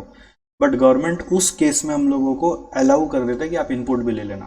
तो हम एक बार गवर्नमेंट को जीएसटी भर के देते हैं और फिर उसका इनपुट क्रेडिट ले लेते हैं। नेट इफेक्ट कुछ नहीं है, बस एक ट्रांजैक्शन घूमता है। बट यहाँ बोल दिया विदाउट क्रेडिट। तो विदाउट क्रेडिट मतलब आप गवर्नमेंट को जीएसटी पेमेंट करोगे बट आपको क्रेडिट नहीं मिलेगा, मतलब ये आपके लिए एडेड कॉस्ट हो गया। तो अब क्वेश्चन आता है कि hiring of cars attract GST लिखा है, तो हायरिंग ऑफ कार्स का कॉस्ट देखा जाए तो 80,000 है, 80,000 है। और ऐसे तो डीजल बिना तो कार चलेगा नहीं, तो देखा जाए तो इंसिडेंटल कॉस्ट अगर जोड़ दिया जाए तो टोटल हायरिंग कॉस्ट 1,00,000 बनेगा। जैसे अपने मशीनरी खरीदते हैं तो उसका इंस्टॉलेशन कॉस्ट मशीनरी कॉस्ट में कैपिटलाइज करते हैं ना, उसी तरीके से अगर कार हायर किया है तो उस कार हायर के कारण जो डीजल कॉस्ट है वो हायरिंग चार्जेस का हेड में ही जाएगा। हायरिंग चार्जेस अलग, डीजल कॉस्ट अलग क्यों जाएगा? तो ये दोनों मिलके हायरिंग चार्ज ही है। और जो जीएसटी है 5%, वो 80,000 पे नहीं लेना है, वो 5% ऑफ 1,00,000 लेना है। और ये आपका एक एडेड कॉस्ट आ जाएगा 5,000, ठीक है। और ये भी एडमिन ओवरहेड का ही पार्ट है, तीनों मिला के एडमिन ओवरहेड का ही पार्ट है। फिर maintenance cost paid for weighing bridge used for weighing of final goods at the time of dispatch. आपने कभी देखा होगा हाईवे पे या कोई दुकानों पे लिखा हुआ रहता है बहुत बार धर्म कांटा, धर्म कांटा। धर्म कांटा क्या होता है? बेसिकली एक वेइंग ब्रिज होता है। वे ब्रिज भी लिखा हुआ रहता है बहुत बार, वे ब्रिज। वेइंग ब्रिज क्या होता है कि it is just a machine जिसके ऊपर लॉरी चढ़ जाती है और उस लॉरी का वजन आ जाता है मशीन में। सोचो कितना बड़ा वेइंग मशीन होगा कि पूरा वो लॉरी चढ़ जाता है, उसका वजन निकल आता है। तो लॉरी में कितना गुड्स गया उसका वजन लेना है, तो एक बार लॉरी आपका बिना वजन के धर्म कांटा में वजन करेगा खाली लॉरी, और फिर पूरा लोड होके फिर वापस आके वजन करेगा, तो पता चल जाएगा इस लॉरी में कितना लोड होके गया है, उसको नोट कर लिया जाता है, ठीक है। तो वो वेइंग ब्रिज क्या काम में ले रहे हैं हम लोग? फॉर फाइनल गुड्स डिलीवरी के समय ले रहे हैं, डिस्पैच के समय तो डिस्पैच रिलेटेड कॉस्ट को सेलिंग एंड डिस्ट्रीब्यूशन कॉस्ट में डालते हैं, तो सेलिंग एंड डिस्ट्रीब्यूशन में जाएगा उस वेइंग ब्रिज का मेंटेनेंस कॉस्ट। फिर AMC cost of CCTV installed eight weighing bridge used for weighing of final goods at the time of dispatch, तो ये वापस से आपका एएमसी कॉस्ट ऑफ सीसीटीवी आपका सेलिंग एंड डिस्ट्रीब्यूशन ओवरहेड है। और बोल रहे हैं सीसीटीवी एट फैक्ट्री प्रेमाइसेस भी है, तो वो फैक्ट्री ओवरहेड का पार्ट है। टीए होता है ट्रैवलिंग अलाउंस, ठीक है, ट्रैवल अलाउंस। और डीए होता है डियरनेस अलाउंस, डीए होता है, ये तो आपको मालूम है, dearness allowance. And hotel bill paid for the sales manager, तो ये selling and distribution overhead. Company has 180 employees who works for 26 days in a month, so you can say 26 days in a month है, तो total man days होता है 180 into 26। पहला question है cost sheet बनाओ, तो कॉस्ट शीट बनाने में कोई आनी जानी तो बचा नहीं, क्या करने का है, डायरेक्ट मटेरियल लिखने का है 15 लाख, ठीक है। तो अगर कॉस्ट शीट बनाना है तो मैंने पूरा बना ही दिया ऐसे, तो 15 लाख। फिर डायरेक्ट वेजेस लिखना है, जिसमें दोनों जोड़ के आ जाएगा, आपको ब्रेकअप करके लिखना है, वेजेस एंड सैलरी और ग्रेचुटी एंड लीव एनकैशमेंट, दोनों को जोड़कर ये दोनों अमाउंट यहाँ पे आ जाएगा 64 और 44.2 विच इज 108.2। फिर क्या है आपका डायरेक्ट एक्सपेंसेस आता है सारा, तो उसमें एक एक करके सारा नाम, पावर, डीजल, ठीक है, इनर कॉलम आउटर कॉलम करेंगे, पावर कॉस्ट, डीजल कॉस्ट, ये हो गया। फिर डायरेक्ट एक्सपेंस में hiring charges of H E M M का कॉस्ट आ गया, ये सब इनर कॉलम लिख के जोड़ के बाहर में बैठा दोगे, तो इन तीनों से आ जाएगा प्राइम कॉस्ट। प्राइम कॉस्ट के बाद फैक्ट्री ओवरहेड में एक ही आइटम है, वो है सीसीटीवी मेंटेनेंस, तो आ जाएगा cost of production. Admin overhead general nature का मानेंगे, कोई भी आपका यहाँ पर WIP और फिनिश गुड्स है नहीं। फिर क्या आएगा, admin overhead of general nature, तो उसमें आपका कार हायरिंग आ जाएगा। कार हायरिंग का कॉस्ट कितना आएगा, GST PST सब लेके 1 लाख रुपया प्लस 5,000, 1,05,000 आ जाएगा। ये थोड़ा सा ध्यान देने का, कार हायरिंग का 1,05,000 आ रहा है। फिर आपका selling and distribution overhead cost आएगा। Selling and distribution overhead cost में क्या क्या आएगा देखो, एक तो ये वेइंग ब्रिज का मेंटेनेंस 7,000, वेइंग ब्रिज का मेंटेनेंस विच इज 7,000। फिर वे ब्रिज के बाद है सीसीटीवी का इंस्टॉलेशन या सीसीटीवी का एएमसी कॉस्ट, सीसीटीवी का कॉस्ट है 6,000 रुपया, ठीक है। और ये सब मंथली डेटा लिखा हुआ है, बाकी सब अपने को मंथली ही दिया हुआ था, तो ये ध्यान दे लेना सब मंथली है। तो एएमसी मतलब होता है एनुअल मेंटेनेंस कॉस्ट, अगर आपको फुल फॉर्म नहीं पता है तो ये होता है एनुअल मेंटेनेंस कॉस्ट, तो कहीं डिवाइड बाई 12 हम लोग ना कर दें, मंथली लिखा हुआ ही है। तो एएमसी का कॉस्ट वेइंग ब्रिज का 6,000 रुपया है, और ऊपर में फैक्ट्री ओवरहेड में 18,000 रुपया, ठीक है। सेलिंग एंड डिस्ट्रीब्यूशन ओवरहेड में फिर क्या आ रहा है, सीसीटीवी के बाद TADA आ रहा है 16,000, TADA 16,000, तो 16 6 22 और 7 29, ये आ गया 1,05,000, फिर ये आ गया 18,000, फिर ये तीनों को भी जोड़ दो, पावर का है 91 93 और कितना है 13 लाख, 91, ठीक है, 93 और 13 लाख, 91,000 93,000 और 13 लाख करके आ रहा है 14.84। तो 15 108.2 14.84 138.04 लैक्स प्लस 18,000 प्लस 1,05,000 प्लस 29, जोड़ घटाओ थोड़ा ध्यान से करना पड़ेगा, 15 लाख, और फिर आ रहा है 108,20,000, और फिर आ रहा है 1484, तो ये टोटल गड़बड़ आ रहा है, 123.04 आ रहा है। 15 108.2 14.84 नहीं, देखो आप लोग ऐड करो यार, ये ऐड वर्ड में क्या गड़बड़ हो रहा है।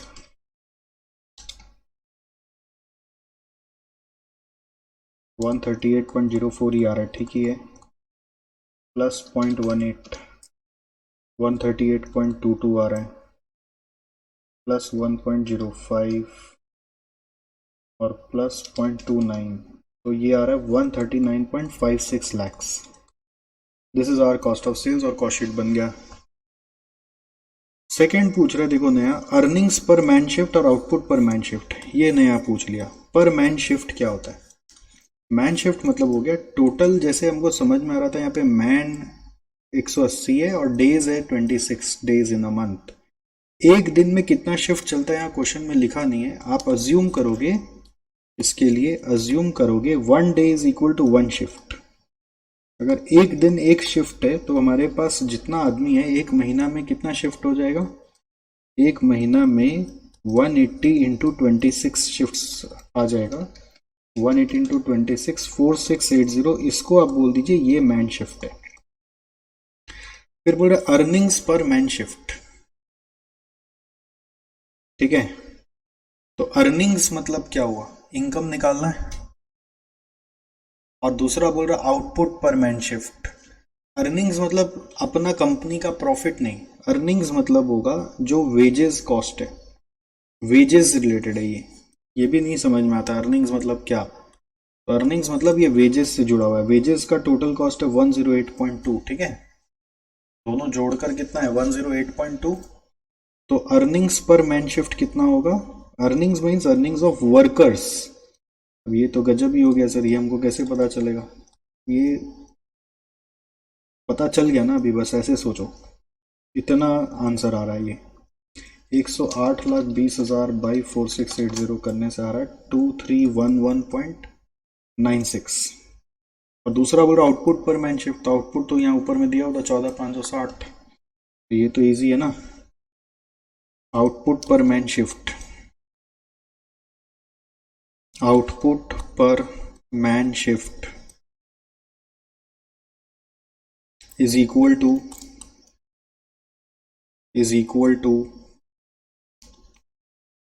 14,560 बाई 4680, तो 14,560 बाई 4680 करके आ रहा है 3.11 टन बोल सकते हैं, क्योंकि आउटपुट टन्स में दिया हुआ है।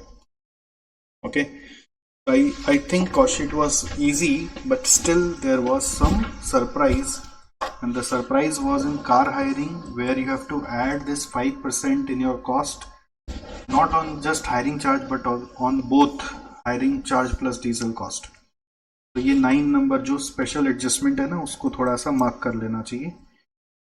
और बाकी ये मैन शिफ्ट वाला, मैन शिफ्ट कैसे आ रहा है, 1 डे 1 शिफ्ट अज्यूम करके कितना शिफ्ट हो रहा है वो निकाल लिया।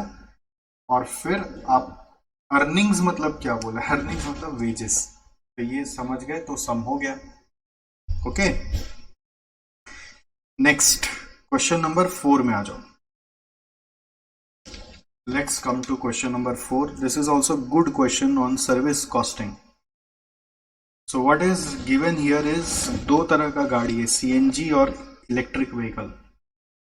बहुत अच्छा रियलिस्टिक क्वेश्चन बनाया है, फिगर्स एकदम रियलिस्टिक जैसा है। इसमें क्या बोल रहा है, नव्या LMV private limited,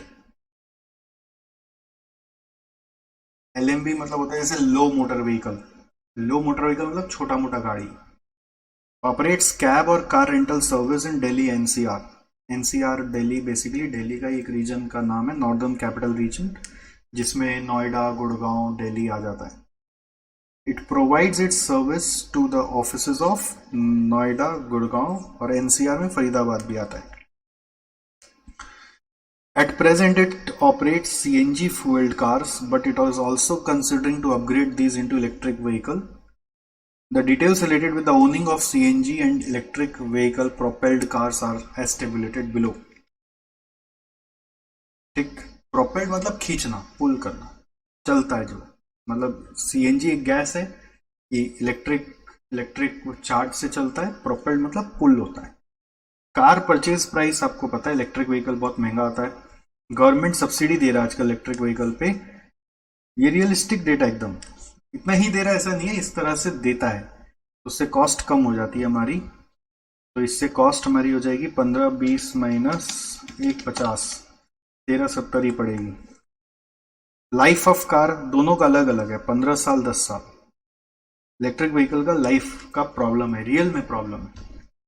residual value electric vehicle का ज्यादा दिखा रहा है, तो इससे आपका डेप्रिसिएशन तो आ ही जाएगा।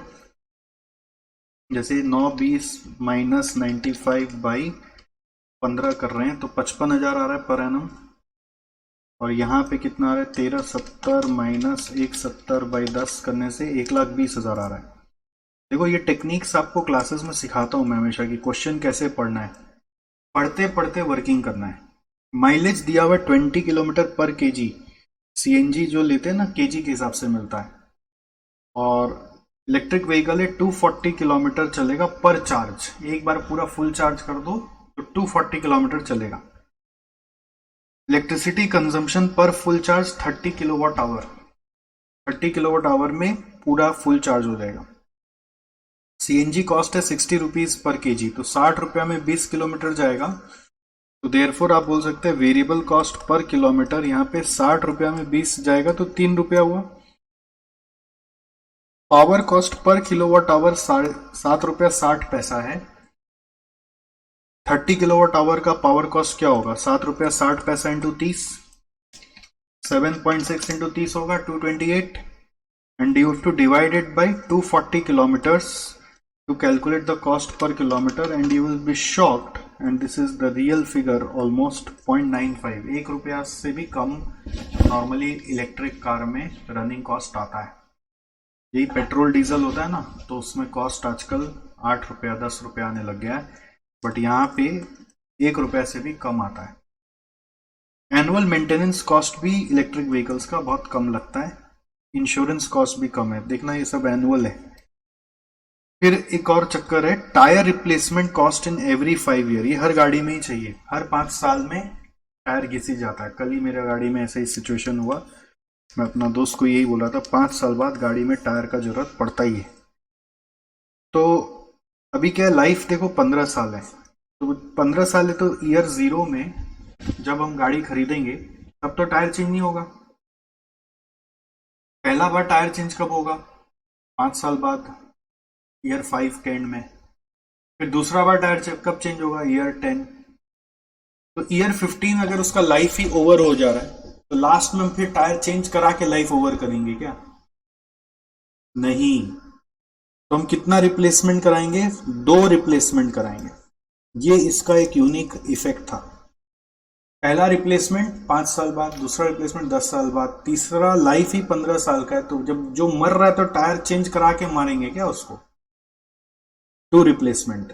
इसमें क्या होगा, 10 साल है तो 1 ही रिप्लेसमेंट होगा ईयर 5 पे, और ईयर 10 पे तो खत्म हो गया, गाड़ी हटाना पड़ेगा। फिर battery replacement cost in every 8 years, अब उसी लॉजिक से पहला बैटरी 15 साल में 8 साल बाद रिप्लेस होगा, तो दूसरा बैटरी रिप्लेसमेंट का बात ही नहीं आएगा। और यहां पर 10 साल है तो फिर यहां पे भी एक ही रिप्लेसमेंट लगेगा, ठीक है। You will have only 1 replacement. Got it? So you will be basically incurring cost of new battery 5,40,000. Electric vehicle में ना एक सबसे बड़ा कॉस्ट है कि आपका जो बैटरी जिस पे चार्ज होता है वो, उसका कॉस्ट बहुत हेवी होता है। तो बैटरी ड्रेन हो जाता है, मतलब चार्ज पकड़ना कम कर देता है। तो एक ईयर के बाद, 7-8 साल के बाद आपको नया बैटरी लगाना पड़ेगा, और वो नया बैटरी बहुत कॉस्टली होता है, वो 5.5 लाख रुपए का बैटरी आएगा। तो इसलिए इलेक्ट्रिक व्हीकल अभी जनता जनार्दन उतना प्रेफर नहीं कर रहा है, क्योंकि 8 साल बाद फिर एक बहुत बड़ा कॉस्ट आ जाता है। जिसको लंबा गाड़ी यूज करना है वो लोग इलेक्ट्रिक व्हीकल अवॉइड करेगा, क्योंकि अभी इसके ऊपर R&D चल रहा है वर्ल्ड वाइड। टेस्ला इसी के ऊपर काम कर रहा है कि ऐसा कैसा बैटरी बनाए जो बहुत लंबा चले। टेस्ला करके कंपनी जो है, खैर इसमें बैटरी कुछ नहीं है, 12,000 है, और इसमें बैटरी देखो 5,40,000 का है। इसलिए मेरा जैसा आदमी अभी इलेक्ट्रिक व्हीकल कार से दूर रहेगा। Apart from the above, the following are the additional information. Average distance covered by car in a month is 1500 kilometre. Driver salary is 20,000। Garage rent पर कार इज 4,500। चाहे कोई भी गाड़ी रखो, गैरेज तो नहीं रहना है। Share of admin cost per car is 1500। तो ये सब हम लोग को मंथली डिटेल्स मिला है। ऊपर में मोस्ट ऑफ द डिटेल ये जैसे एनुअल है, ये एनुअल है, डेप्रिसिएशन एनुअल मिला। ये दोनों लाइफ के हिसाब से मिला, लाइफ टाइम के हिसाब से है, एज पर लाइफ के हिसाब से। तो आपको उसको कॉस्ट पर एनम या फिर कॉस्ट पर मंथ में कन्वर्ट करना पड़ेगा। पूरा सम को एक ही पीरियड में लाके कंपेयर किया जाएगा।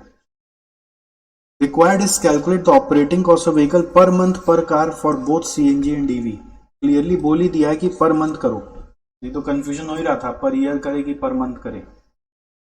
So let's do it, let's attempt this. इसमें मेन चीज था ये टायर रिप्लेसमेंट और बैटरी रिप्लेसमेंट। तो जब अपने ऐसे कैलकुलेशंस करते हैं ऑपरेटिंग कॉस्टिंग में, आपको क्या सिखाया था? सीएनजी कार है और ईवी कार, आपको क्लासिफाई कर लेना चाहिए फिक्स्ड एक्सपेंसेस क्या क्या है, रनिंग एक्सपेंसेस क्या क्या है, और एक क्लासिफिकेशन होता है in case of passenger transport which we call as maintenance expenses. तो मेंटेनेंस एक्सपेंसेस यहाँ पर हम लोग को दिख ही रहा है, कई सारा मेंटेनेंस एक्सपेंसेस है जो सेमी वेरिएबल एक्सपेंस होते हैं, या फिर आप उसको फिक्स्ड में भी दिखा सकते हैं। फिक्स्ड एक्सपेंसेस में जैसे एक दिख रहा है मेरे को डेप्रिसिएशन, तो क्वेश्चन में बोल दिया मंथली करना है, पर मंथ पर कार, तो आप उसको ले आइए कैलकुलेशन में पर मंथ पर कार के हिसाब से। तो पर कार 55,000 आया था, वो एनुअल था, ठीक है। कैसे आया मैं वर्किंग लिख सकता हूँ, 9,20,000 माइनस 95 डिवाइड बाई 15 इंटू 1/12। तो 9,20 माइनस 95 बाई 15/12 करने से आ रहा है 4583।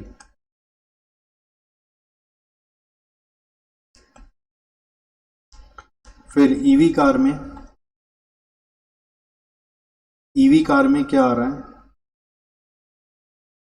कॉस्ट आ रहा है 15,20 minus 1.5 lakh, 15,20 minus 1.5 lakh minus यहाँ पे कितना है 170 डिवाइडेड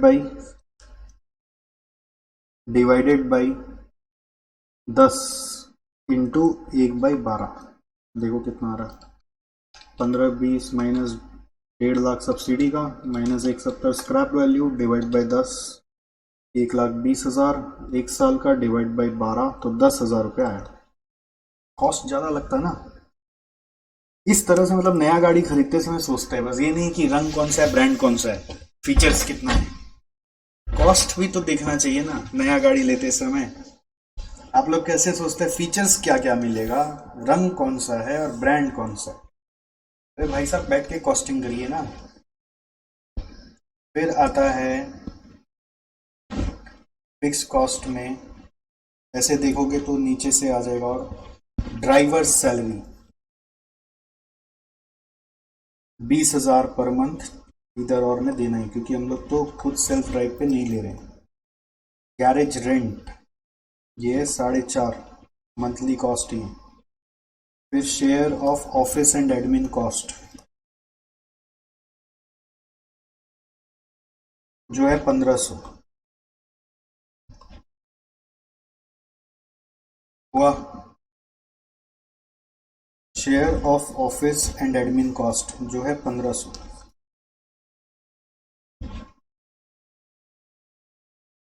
ये सारा हो गया मिलके आपका फिक्स एक्सपेंसेस। अब आप क्या करोगे, जितना सेमी वेरिएबल है उसको अलग हेडिंग में डाल सकते हो चाहो तो, ठीक है। चाहो तो, कोई जरूरी नहीं है डालना ही डालना है, चाहो तो सेमी वेरिएबल को अलग हेडिंग में डाल सकते हो। जैसे जितना मेंटेनेंस कॉस्ट है, ऐसे इंश्योरेंस भी यहाँ आना चाहिए, ठीक है। इंश्योरेंस एनुअल इंश्योरेंस है ना, तो इंश्योरेंस कॉस्ट आपका यही आना चाहिए 7,600। एनुअल है तो डिवाइड बाई 12 कर दिया। अब इंस्टीट्यूट ने क्या किया पता है, इंश्योरेंस को मेंटेनेंस में घुसा दिया, जो मुझे लॉजिकल नहीं लगा। और एक इंश्योरेंस कॉस्ट है 14,600 बाई 12 विच इज 1217। टोटल क्या आएगा 4583 20,000 4.5 1.5 633 31,216 10 20 4.5 1.5 1217 37,217। अब मेंटेनेंस में क्या क्या कॉस्ट आ रहा है देखो। एक एनुअल मेंटेनेंस कॉस्ट आ रहा है 8,000 और 5,200 का, एएमसी लिख दिया 8,000 बाई 12 और 5,200 बाई 12, ठीक है। तो 8,000 बाई 12 से कितना आ रहा है ये 667, 5,200 बाई 12 से कितना आ रहा है ये 433। फिर एएमसी के बाद क्या है टायर रिप्लेसमेंट और battery replacement. Tyre replacement, tyre replacement क्या है 16,000 रुपया है, 2 रिप्लेसमेंट होगा। तो इसमें ट्रिक क्या था कितना रिप्लेसमेंट होगा 2 रिप्लेसमेंट्स इंटू 16,000 और ये पूरा लाइफ में हो रहा है कितना पूरा लाइफ में 10-15 साल में 2 रिप्लेसमेंट हो रहा है। तो 32,000 डिवाइड बाई 15 करेंगे 32,000 बाई 15 32,000 बाई 15 तो ये 1 साल का आएगा। तो एनुअल आ गया। अब डिवाइड बाई 12 करेंगे इंटू 1/12 तो मंथली आ जाएगा विच इज 178। ठीक, इधर कितना रिप्लेसमेंट होगा टायर में 1 replacement into 16,000 divide by life है 10 साल इंटू 1/12। 16,000 बाई 10 बाई 12 करने से आ रहा है यहाँ पे 133। फिर आ रहा है बैटरी रिप्लेसमेंट। ये जो लिखा है ना कि 8 साल में रिप्लेस होता है मेरे को फर्जी लग रहा है। नॉर्मली बैटरी ना इतना लंबा चलता ही नहीं, 2-2 साल में चेंज करना पड़ता है, मैक्सिमम 2 साल। खैर यहाँ लिखा है 8, 12,000 एक रिप्लेसमेंट ही लगेगा। 1 रिप्लेसमेंट इंटू 12,000 पूरा लाइफ में। तो 1 महीने का कॉस्ट क्या होगा 12,000 बाई 15 बाई 12 67 आ रहा है। वैसे यहाँ पे 1 रिप्लेसमेंट इंटू 12,000 बाई 10 इंटू 1/12 तो 12,000 बाई 10 बाई 12 करने से यहाँ पे 100 रुपये आ रहे हैं। यहाँ पे भी सॉरी मैं 12,000 क्यों ले रहा हूँ 5,40,000 5,40,000 बाई 10 बाई 12 तो ये बहुत बड़ा कॉस्ट आ रहा है 45। तो ये मेंटेनेंस का हेडिंग में आ गया तीनों। इंस्टीट्यूट ने ना इंश्योरेंस को मेंटेनेंस में डाल दिया है which we have not considered.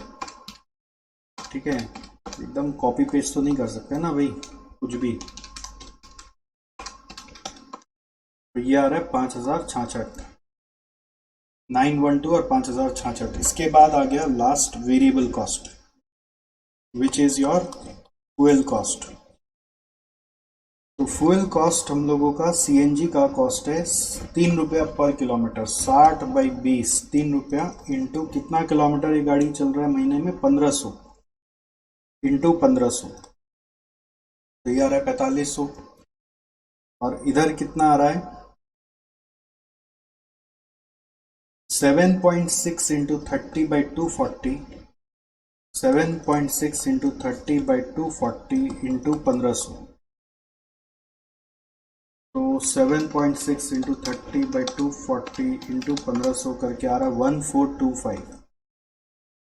अब इन सब से आएगा total cost. Total cost is 31,216 912 4,500 36,628 37,217 5066 और 1425 से आ रहा है 43,708। इसमें आप इजीली मत लीजिएगा क्वेश्चन को, ये नहीं क्लिक करता है, बहुत मुश्किल होता है इसको हैंडल करना। ये 2 रिप्लेसमेंट 1 रिप्लेसमेंट ये कैसे आया इसको समझ के करना पड़ेगा। ओके, तो क्वेश्चन हो गया। इसमें ये भी दिक्कत होता है कि लास्ट में कंपेयर कैसे करें। तो क्वेश्चन ने बोल दिया था कि कंपेयर करने के लिए आपको cost per month per car देखना है, नहीं तो कॉस्ट पर किलोमीटर भी देखा जाता है बहुत बार। वैसे डिटेल में सारा वर्किंग यहाँ पे प्रिंटेड है, तो that is not to worry, एक बार आप फिर से देख सकते हैं।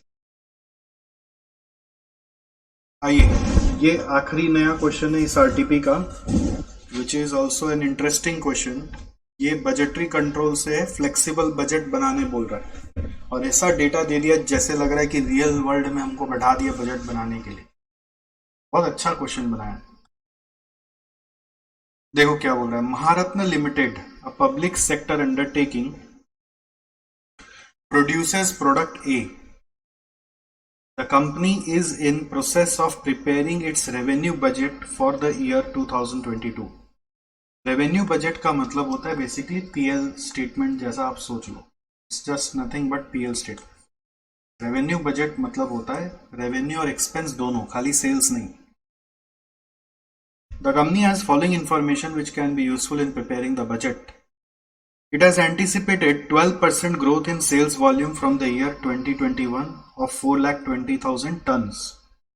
तो हमेशा पढ़ते पढ़ते वर्किंग 2021 में 420 टन है, तो 2022 में आपको 2022 का बनाने बोल रहे हैं ना, तो उसमें 12% बढ़ा देंगे।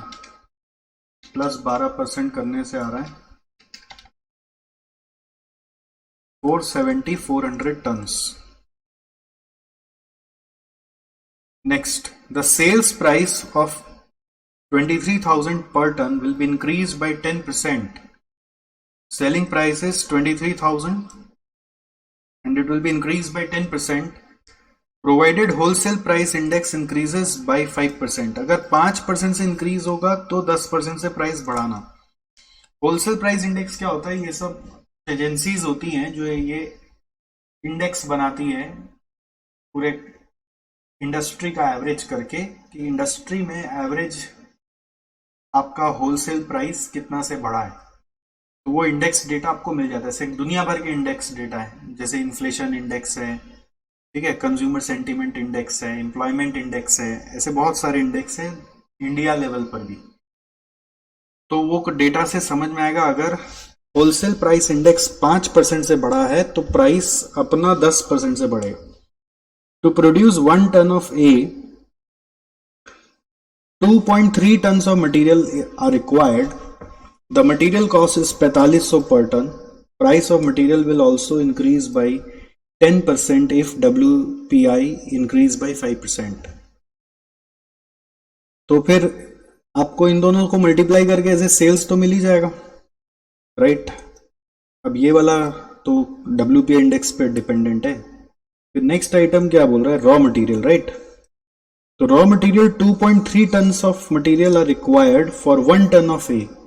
तो मटेरियल की क्वांटिटी कितनी लगेगी? वो होगी 420 इंटू 2.3, दैट इज कमिंग 966, और उसी को 12% से हम बढ़ा देते हैं तो कितना आता है? 966 को 12% से अगर बढ़ा दिया जाए तो 1081,920, करेक्ट? समझ में आ रहा आपको? फिर मटेरियल का भी प्राइस होगा, तो प्राइस अभी 4,500 है, और बोल रहे ये प्राइस बढ़ेगा 10% से अगर होलसेल प्राइस इंडेक्स बढ़ेगा 5% से। फिर क्या लिखा है यहाँ देखो, ये इंपॉर्टेंट है। Projected increase in WPI for 2022 is 4%। अब ये 4% है ना, तो दो तरह से बच्चा लोग इंटरप्रेट करेगा इसको। वो ऐसे सोच सकता है अगर ये 5 बढ़ा तो ये 10 बढ़ा, अगर ये 4 बढ़ेगा तो वो 8 होगा। ऐसे सोच सकता है एक बच्चा लोग। ये 5 है तो वो 10 होगा, ये 4 है तो वो 8 होगा। एक सेट ऑफ बच्चा लोग वैसे सोच सकता है, और दूसरा सेट ऑफ बच्चा लोग जो है वो कैसे सोच सकता है कि वो सोचेगा कि 5% बढ़ने के कारण 10 बढ़ता। प्रोवाइडेड का मतलब क्या है कि अगर वो 5 से बढ़ा तब 10 बढ़ाना, बट अगर ये 4 ही बढ़ा है तो कुछ मत बढ़ाना। ये नहीं समझ में आता। ये इसका मतलब है कि अगर ये 4 बढ़ा है तो नो इंक्रीज, तो सेल्स का सेलिंग प्राइस 23,000 ही रह जाएगा। Since WPI is less than 5%। समझ में आया? WPI increase is less than 5%। तो ये थोड़ा यूनिक था। Same will be the material case which will be 4500। A total of 6000 employees work for the company and the company works 26 days in a month. 85% of employees are permanent and getting salary as per 5-year wage agreement. The earnings per man shift means an employee cost for a shift of 8 hours, पूरा एक दिन का 8 घंटा मतलब एक दिन, इस 3000 रुपया। बाबा गजब अमाउंट है, excluding terminal benefits. The new wage agreement will be implemented from 1st July and it is expected that a 15% increase in pay will be given. फिर से अब लेबर में सोचो, लेबर में क्या हो रहा है? 2021 और 22 होगा। एक आ गया परमानेंट एम्प्लॉइज, बोल रहा है 85% परमानेंट एम्प्लॉइज है। कितने आदमी हैं? नंबर ऑफ एम्प्लॉइज है 85% ऑफ 6000, तो दिस इज कमिंग 5100। ओके, अब उसके बाद बोल रहा है उनका रेट पर मैन पर डे या पर शिफ्ट बोल सकते हो, पर मैन शिफ्ट। वो बोल रहे एक्सक्लूडिंग टर्मिनल बेनिफिट्स 3000 है। टर्मिनल बेनिफिट्स मतलब होता है रिटायरमेंट बेनिफिट्स। ठीक है, रिटायरमेंट बेनिफिट्स को इग्नोर किया हुआ तो कुछ करने का नहीं है। फिर बोल रहे the new ways agreement provided that 15% जुलाई से बढ़ जाएगा। तो 15% यदि जुलाई से बढ़ेगा तो ये क्वेश्चन आता है कि भाई ये जो बजट बना रहे हैं वो कौन सा पीरियड का बना रहे हैं? यहां लिखा है बस फॉर द ईयर 2022। अब वो कौन सा डे से चालू हो रहा है, मतलब कैलेंडर ईयर है कि फाइनेंशियल ईयर है, यही क्लियर नहीं है। बस लिखा है फॉर द ईयर 2022। देखो इस क्वेश्चन में मेरे को लगा यार ये क्या गजब कर दिया, 1 जुलाई मतलब हम क्या समझे, कहां से कहां तक? तो सॉल्यूशन देख के समझ में आ रहा है कि they have assumed calendar year. क्या अज्यूम किया है? कैलेंडर ईयर अज्यूम किया है। कैलेंडर ईयर मतलब जनवरी टू दिसंबर। तो इसका मतलब 1 जुलाई मीन्स नेक्स्ट 6 महीना का बात हो रहा है। नेक्स्ट 6 महीना का बात हो रहा है। तो नंबर ऑफ एम्प्लॉइज 5100 है। अभी रेट पर मैन शिफ्ट 3000 है। तो नंबर ऑफ शिफ्ट्स कितना है? टोटल शिफ्ट्स होता है एक महीने में 26 दिन है। 26 दिन मतलब एक शिफ्ट 8 घंटे का, तो 26 शिफ्ट है। ठीक है, तो करंट में कॉस्ट क्या पड़ता होगा वो सोचो। करंट में कॉस्ट क्या पड़ता होगा अगर मैं एक महीने का निकालूं? ये तो पर मंथ आया ना, तो हम लोग को तो ईयर का करना है। तो नंबर ऑफ शिफ्ट्स अगर पर एनम निकालना है तो इंटू 12 भी करना पड़ेगा। तो 26 दिन इंटू 12 इंटू 3000 इंटू 5100 ये करंट कॉस्ट है।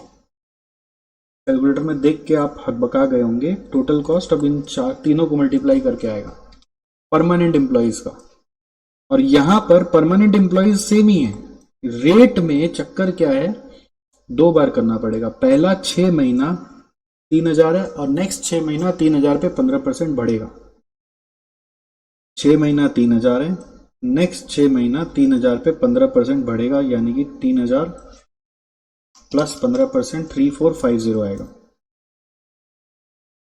फिर नंबर ऑफ शिफ्ट्स जो है ये थोड़ा सा यूनिक हो गया कि 6-6 महीना में बांट देना है। फिर नंबर ऑफ शिफ्ट्स भी उसी के हिसाब से आपको करना पड़ेगा। 6-6 महीना का 2 बार 26 पर मंथ के हिसाब से आपको करना पड़ेगा। ठीक है, तो इसमें यही है कि 6 मंथ्स आपका 3000 रहेगा और नेक्स्ट 6 मंथ्स 3450 करके आएगा। ओके, तो पहला 6 महीना का कॉस्टिंग कैसे होगा? देखो एक बार सीखो ना, क्या फिर फ्रेश करेंगे ना वापस। ये वाला पहला 6 मंथ्स का कैसे होगा? 5100 एम्प्लॉइज है, 3000 करके चार्ज करते हैं इंटू 6 महीना। ठीक है, इंटू 26 शिफ्ट्स होते हैं ना एक महीने के। तो ये पहला 6 महीना। नेक्स्ट 6 महीना का क्या होगा? 5100 इंटू 3450 इंटू 26 शिफ्ट इंटू 6 महीना। ऐसे आपका 1 साल का कॉस्ट आएगा। अब ये गजब का अजम्पशन था कि 1 जुलाई 2022 को हम लोग 6 महीना रिमेनिंग मानेंगे। तो ये परमानेंट एम्प्लॉयज का कॉस्ट हुआ। अब कैजुअल एम्प्लॉयज बोल रहा है, casual employees are getting a daily wage of 850। The wages is linked to consumer price index, एक और इंडेक्स है consumer price index. The present CPI is 165.17 and it is expected to be 173.59 points in 2022। और यहां बोल दिया it's linked to consumer price index. इसका मतलब जो कैजुअल एम्प्लॉयज है उनका वर्किंग कैसे आएगा, कैजुअल एम्प्लॉयज का वर्किंग कैसे आएगा, 2021 और 22 वैसे ही 2 बार बांटना पड़ेगा। तो कैजुअल एम्प्लॉयज में कितने आदमी हैं, बचे हुए 15% यानी कि 900 आदमी है, आदमी 900 है, 900 एम्प्लॉयज। रेट क्या है 850, बट यहां पे डेली वेजेस है 850 का, और यहां पे 850 इज लिंक्ड विथ इंडेक्स। तो करंट इज 165.17, नेक्स्ट इज 173.59। तो इसको 165.17 से डिवाइड करके 173.59 से मल्टीप्लाई करके नया इंडेक्स्ड रेट निकाल दो। ये सब आप लोग टैक्स में भी सीखते ही हैं, प्राइस इंडेक्स नंबर वगैरह कभी बचपन में पढ़े तो सब में भी सीखे ही। तो नया रेट आ रहा है 893.33 इधर, और फिर आपको शिफ्ट तो मालूम ही है, 26 पर मंथ है तो इंटू 12 और 26 इंटू 12, फिर इन तीनों को मल्टीप्लाई करेंगे तो हम लोग का कैजुअल वेजेस कॉस्ट आ जाएगा। कैजुअल एम्प्लॉयज होते हैं जो आते जाते रहते हैं, फिक्स नहीं किए हम लोग। परमानेंट एम्प्लॉयज होते हैं जो हम लोग के परमानेंट पेरोल पे रहते हैं। नेक्स्ट पावर कॉस्ट के लिए क्या बोला है, ये देखो ऊपर नीचे चढ़ गया पूरा। पावर कॉस्ट के लिए क्या बोला है, यहाँ पे मैं इसको डिलीट करके 893.33 शॉर्ट में लिख रहा हूं जिससे ओवरलैपिंग हट जाए। पावर कॉस्ट के लिए बोल रहा है it is 42 lakhs for 7 lakh units. 1 unit means 1 kilowatt hour. अब क्या होता है, ये 7 लाख यूनिट्स को प्रोडक्शन यूनिट्स मत मानना।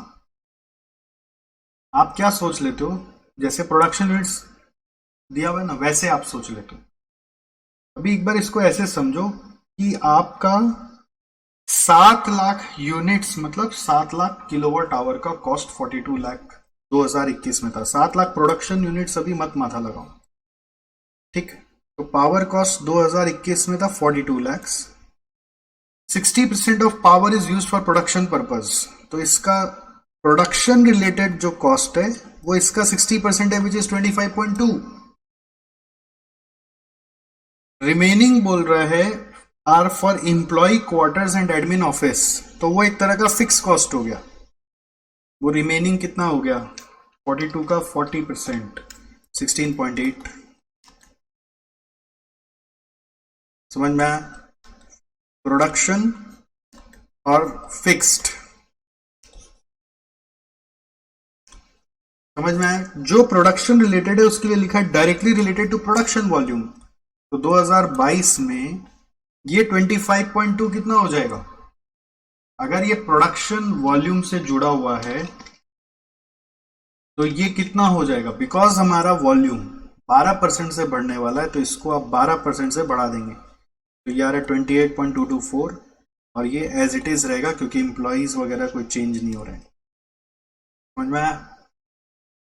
अब इसमें क्या गड़बड़ होता है ना, हम लोग इसको 7 लाख यूनिट्स को कुछ कनेक्शन बैठा लेते हैं उस यूनिट के साथ 420 के साथ, तो गड़बड़ हो जाएगा। बस 42 lakhs को ब्रेक करो, ये 60% ये है तो उसको 12% से बढ़ा दो। ये पूरा आप समझ लीजिए जो लगा है ये पूरा आपका इसी से लगाओ 4,20,000 से, ऐसा सोच के करो। अब ये कैसे पता चलेगा सर, कैसा सोच के करें, वो इसीलिए तो सम कर रहे हैं तभी तो पता चल रहा है। फिर क्या बोल रहा है, company has paid 60 lakh for safety and maintenance work in 2021 and this will increase in proportion to volume. तो इसमें तो कुछ सिखाना नहीं, 60 लाख को 12% से बढ़ा दो। फिर during the year company has paid 1,20,000 for purchase of diesel. वो देखो डीजल वाला वापस आ गया जो उसमें भी आया था। 1,20,000 for purchase of diesel to be used in car hired for admin purposes. The cost of diesel will increase by 15% in year 2022। तो डीजल कॉस्ट 15% से बढ़ा देना। During the year 2021 the company has paid 6 lakh for car hire charges excluding fuel cost. तो last year इन दोनों को अगर हम जोड़ दें तो कार हायर चार्जेस मेरा 2021 में कितना आया था, दोनों को मिला के 720। फिर in year 2022 the company has decided to reimburse the diesel cost to the car rental company. Doing this will attract 5% GST on reverse charge mechanism basis on which the company will not get GST input credit. So 2022 में क्या हुआ कि हम लोग diesel cost reimburse कर रहे हैं car company को, मतलब बोल रहे तुम अपना तरफ से डीजल दे दो, हम तुमको बिल में जोड़ के दे देना। रीइंबर्स करना मतलब क्या हुआ, तुम पे कर दो। पहले हम लोग गाड़ी मंगाते थे, डीजल खुद भरवाते थे, बट अभी क्या हो रहा है, उसको बोल रहे तुम डीजल भरवाओ, हम रीइंबर्स कर देंगे। तो अकॉर्डिंगली वो अपना जीएसटी बिल में अमाउंट ज्यादा चार्ज करके देगा, बट वो चार्ज नहीं कर रहा, वो रिवर्स चार्ज मैकेनिज्म में हम लोग को बिल लग जा रहा है 5% जीएसटी का। तो हमारा नया कॉस्ट क्या होगा 2022 का, पहले तो डीजल कॉस्ट 1,20,000 से 15% बढ़ जाएगा, तो 115% plus car hire charges 6 lakh, तो जो भी आया उस पे रिवर्स चार्ज मैकेनिज्म वाला पॉइंट ऑलरेडी पिछले सन में समझाए थे, तो वो 5% जीएसटी आपका कॉस्ट एक्स्ट्रा ऐड हो जाएगा और वो दोनों का कंबाइंड अमाउंट पे होगा। ये लिखता नहीं है यहाँ पर, बट ये इंप्लाइड है कि दोनों मिला के होगा। फिर depreciation on fixed assets for year 2021 is this and it will be 15% lower in 2022। तो ये तो इजीली मैनेजेबल है। कंप्यूट क्या करना है, प्रिपेयर करना है revenue flexible budget for the year 2022 and also show budgeted PL. Revenue budget is just the PL only. ठीक है, तो आपको सारा स्ट्रक्चर तो मैंने समझा ही दिया है, अब बस इसको प्रेजेंट करना है, राइट। तो ये मैं लिखवा देता हूँ ना, आपके लिए इंटरेस्टिंग क्वेश्चन है ये। अभी आप पार्टिसिपेट करो, बाद में पॉज करके सब कॉपी करना है, या फिर ये लिखा हुआ मैं आपको दे दूंगा टेलीग्राम में, आप हमारे टेलीग्राम चैनल से उतार लीजिए, लिंक विंक ये वीडियो में मिल जाएगा। ये सारा जो पेपर सॉल्यूशंस है ना, आज तक इंस्टीट्यूट का जितना भी क्वेश्चन है वो सब हमारे यूट्यूब चैनल पर है। इंस्टीट्यूट मैट का जितना क्वेश्चन है सब मैं अपने यूट्यूब पे डाल रखा हूं। तो आप ये सोचेगा ही मत सतीश सर कुछ छुपा के रखते हैं। 4,20,000 इंटू 23,000, ये सब रुपीज इन लैक्स करना पड़ेगा, इतना बड़ा बड़ा अमाउंट हैंडल नहीं होगा। 4.2 इंटू 23,000 यार 96,600। फिर आ रहा है इधर बढ़ा नहीं, तो जस्ट उसी को ही 96,600 को ही 12% से बढ़ा दिया जाए, क्योंकि और कुछ चेंज हुआ नहीं। या फिर आप चाहो तो वैसे ब्रेकअप करके भी लिख सकते हो, प्राइस तो बढ़ा नहीं, इसलिए ये आ रहा है 108,192। ठीक, लेस अब आएगा, या फिर लेस नहीं करके एक एक करके आइटम डाल दो, कॉस्ट ऑफ सेल्स बोल के डाल दो। रॉ मटेरियल, अब रॉ मटेरियल का कॉस्ट मैंने दिखाया था 966,000, दिखाया था ना 966,000 इंटू 4500, ये मेरा पुराना कॉस्ट है। तो 9.66 इंटू 4500 करके आ रहा है 43,470। ओके, इधर क्या है 108,1920 डिवाइड बाई 1 लाख,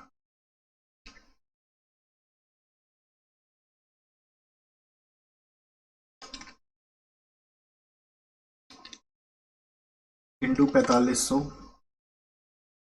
108,1920 इंटू 4500 करके आ रहा है 48,686.4। मटेरियल के बाद फिर आ रहा है labour cost, permanent employees. Permanent employees का कॉस्ट है 5,100 आदमी, ठीक है, रेट है 3,000 करके, 26 शिफ्ट है महीने का और साल का 12। देखो कितना आता है 5,100 into 3,000 into 26 into 12 by 1 lakh, 47,736 आ रहा है। इधर में क्या हो रहा है 6 महीना में ब्रेक करना पड़ रहा है। 5,100 इंटू 3,000 इंटू 26 इंटू 6 महीना सेम रहा, प्लस 5100 इंटू 3000 का 115% into 26 into 6 into 3000 into 26 into 6 और 5100 into 3000 into 115% into 26 into 6 divided by 1,00,000। ये जोड़ जाड़ के आ रहा है 51316.2। 6 महीना में ब्रेक हो गया। कैजुअल एम्प्लॉइज का 900 आदमी 850 करके 26 शिफ्ट 12 महीना कितना आ रहा है देखो, 900 into 850 into 26 into 12 divided by 1,00,000 करके आ रहा है 2386.8। फिर यहां पर 900 इंटू, यहां पर रेट बोल रहे चेंज हो जाएगा एज पर द इंडेक्स, तो 900 इंटू 850 इंटू नया इंडेक्स है 173.59 इंटू 173.59 बाई पुराना इंडेक्स है 165.17 इंटू 26 इंटू 12।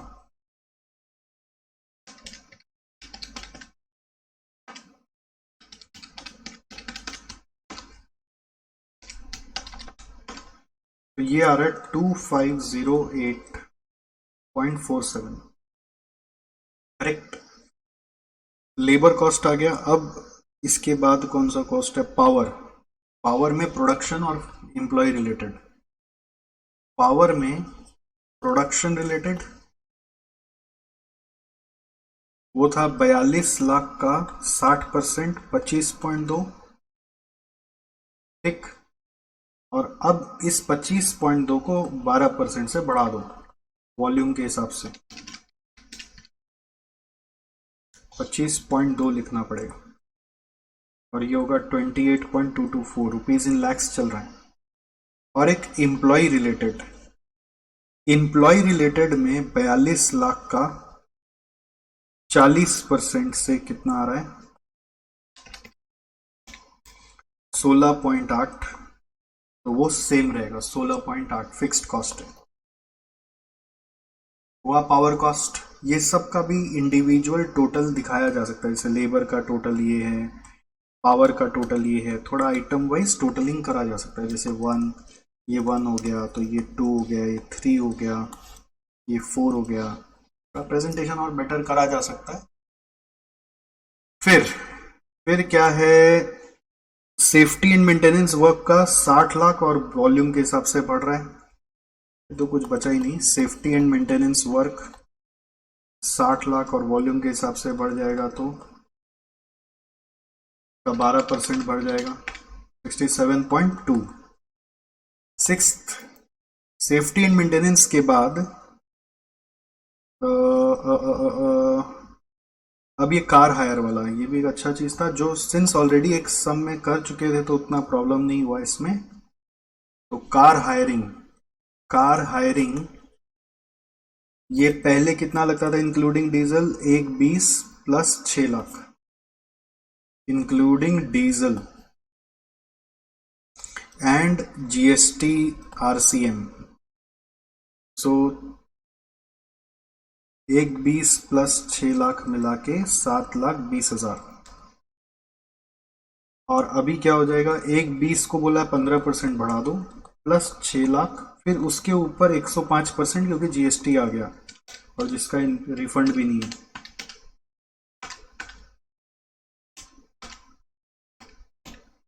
कितना रही 7.749।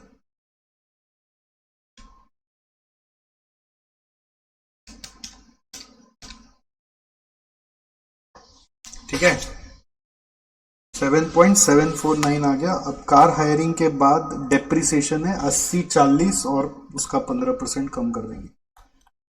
डेप्रिसिएशन का 80-40 और बोल रहे 15% कम कर दो इंटू 85%। This is coming 68.34। तो टोटल कॉस्ट क्या आएगा देखो,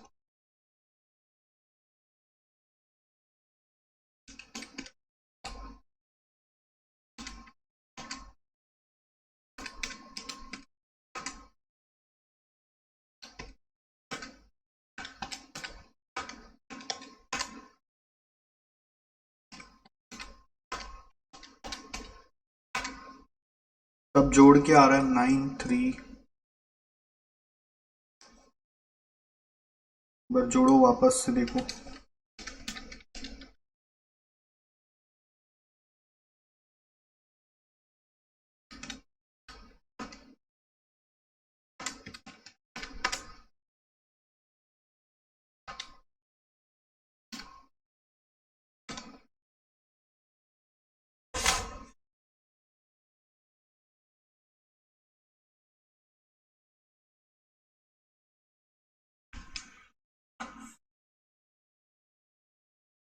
इसमें एक बार देखो एक चीज, ये 80,40,000 नहीं, यहाँ पे जीरो का गड़बड़ा दिया हम लोग के साथ।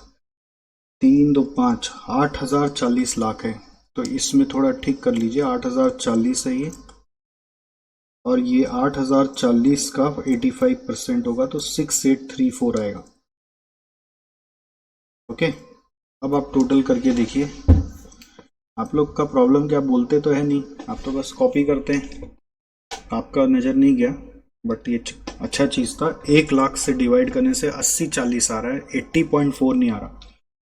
43 470 47736 2386.8 16.8 25.2 60 7.2 1040 101742। फिर 48686.4 5131.6.2 2508.47 28.224 16.8 67.2 7.749 834। ये आ रहा है 109465।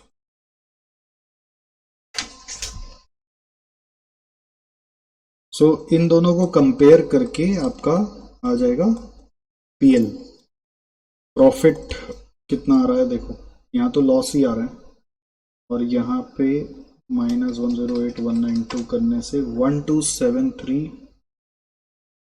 1273 आ रहा है, और यहाँ पर 101742 माइनस 96,600 करके 5142 का लॉस आ रहा है। यहाँ पे भी लॉस ही आ रहा है ना, यस, यहाँ पे भी लॉस आ रहा है। 109465 और 108192 यहाँ पे भी लॉस आ रहा है। तो this is it. Point is, ये इतना बड़ा फिगर था ना, तो उसको देख के हम घबरा जाते हैं। एग्जाम हॉल में डायरेक्ट करने में ये सब सम बनता नहीं। अगर सेम सम डायरेक्ट एग्जाम हॉल में पूछ ले तो बहुत हार्ड लगेगा।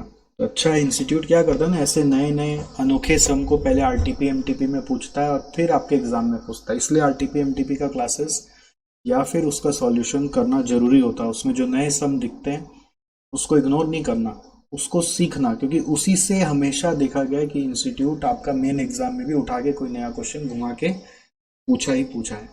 इसलिए हम लोग ये सारा सेशंस आपको करा दे रहे हैं। अब आपको इसको अच्छे से कॉपी में लिख लेना है, सॉल्यूशन रेफर करके, या फिर टाइम कम है तो इसका प्रिंट आउट ले लेना है। ठीक है, चलिए, thank you so much, and मिलते रहेंगे। ध्यान रखिए।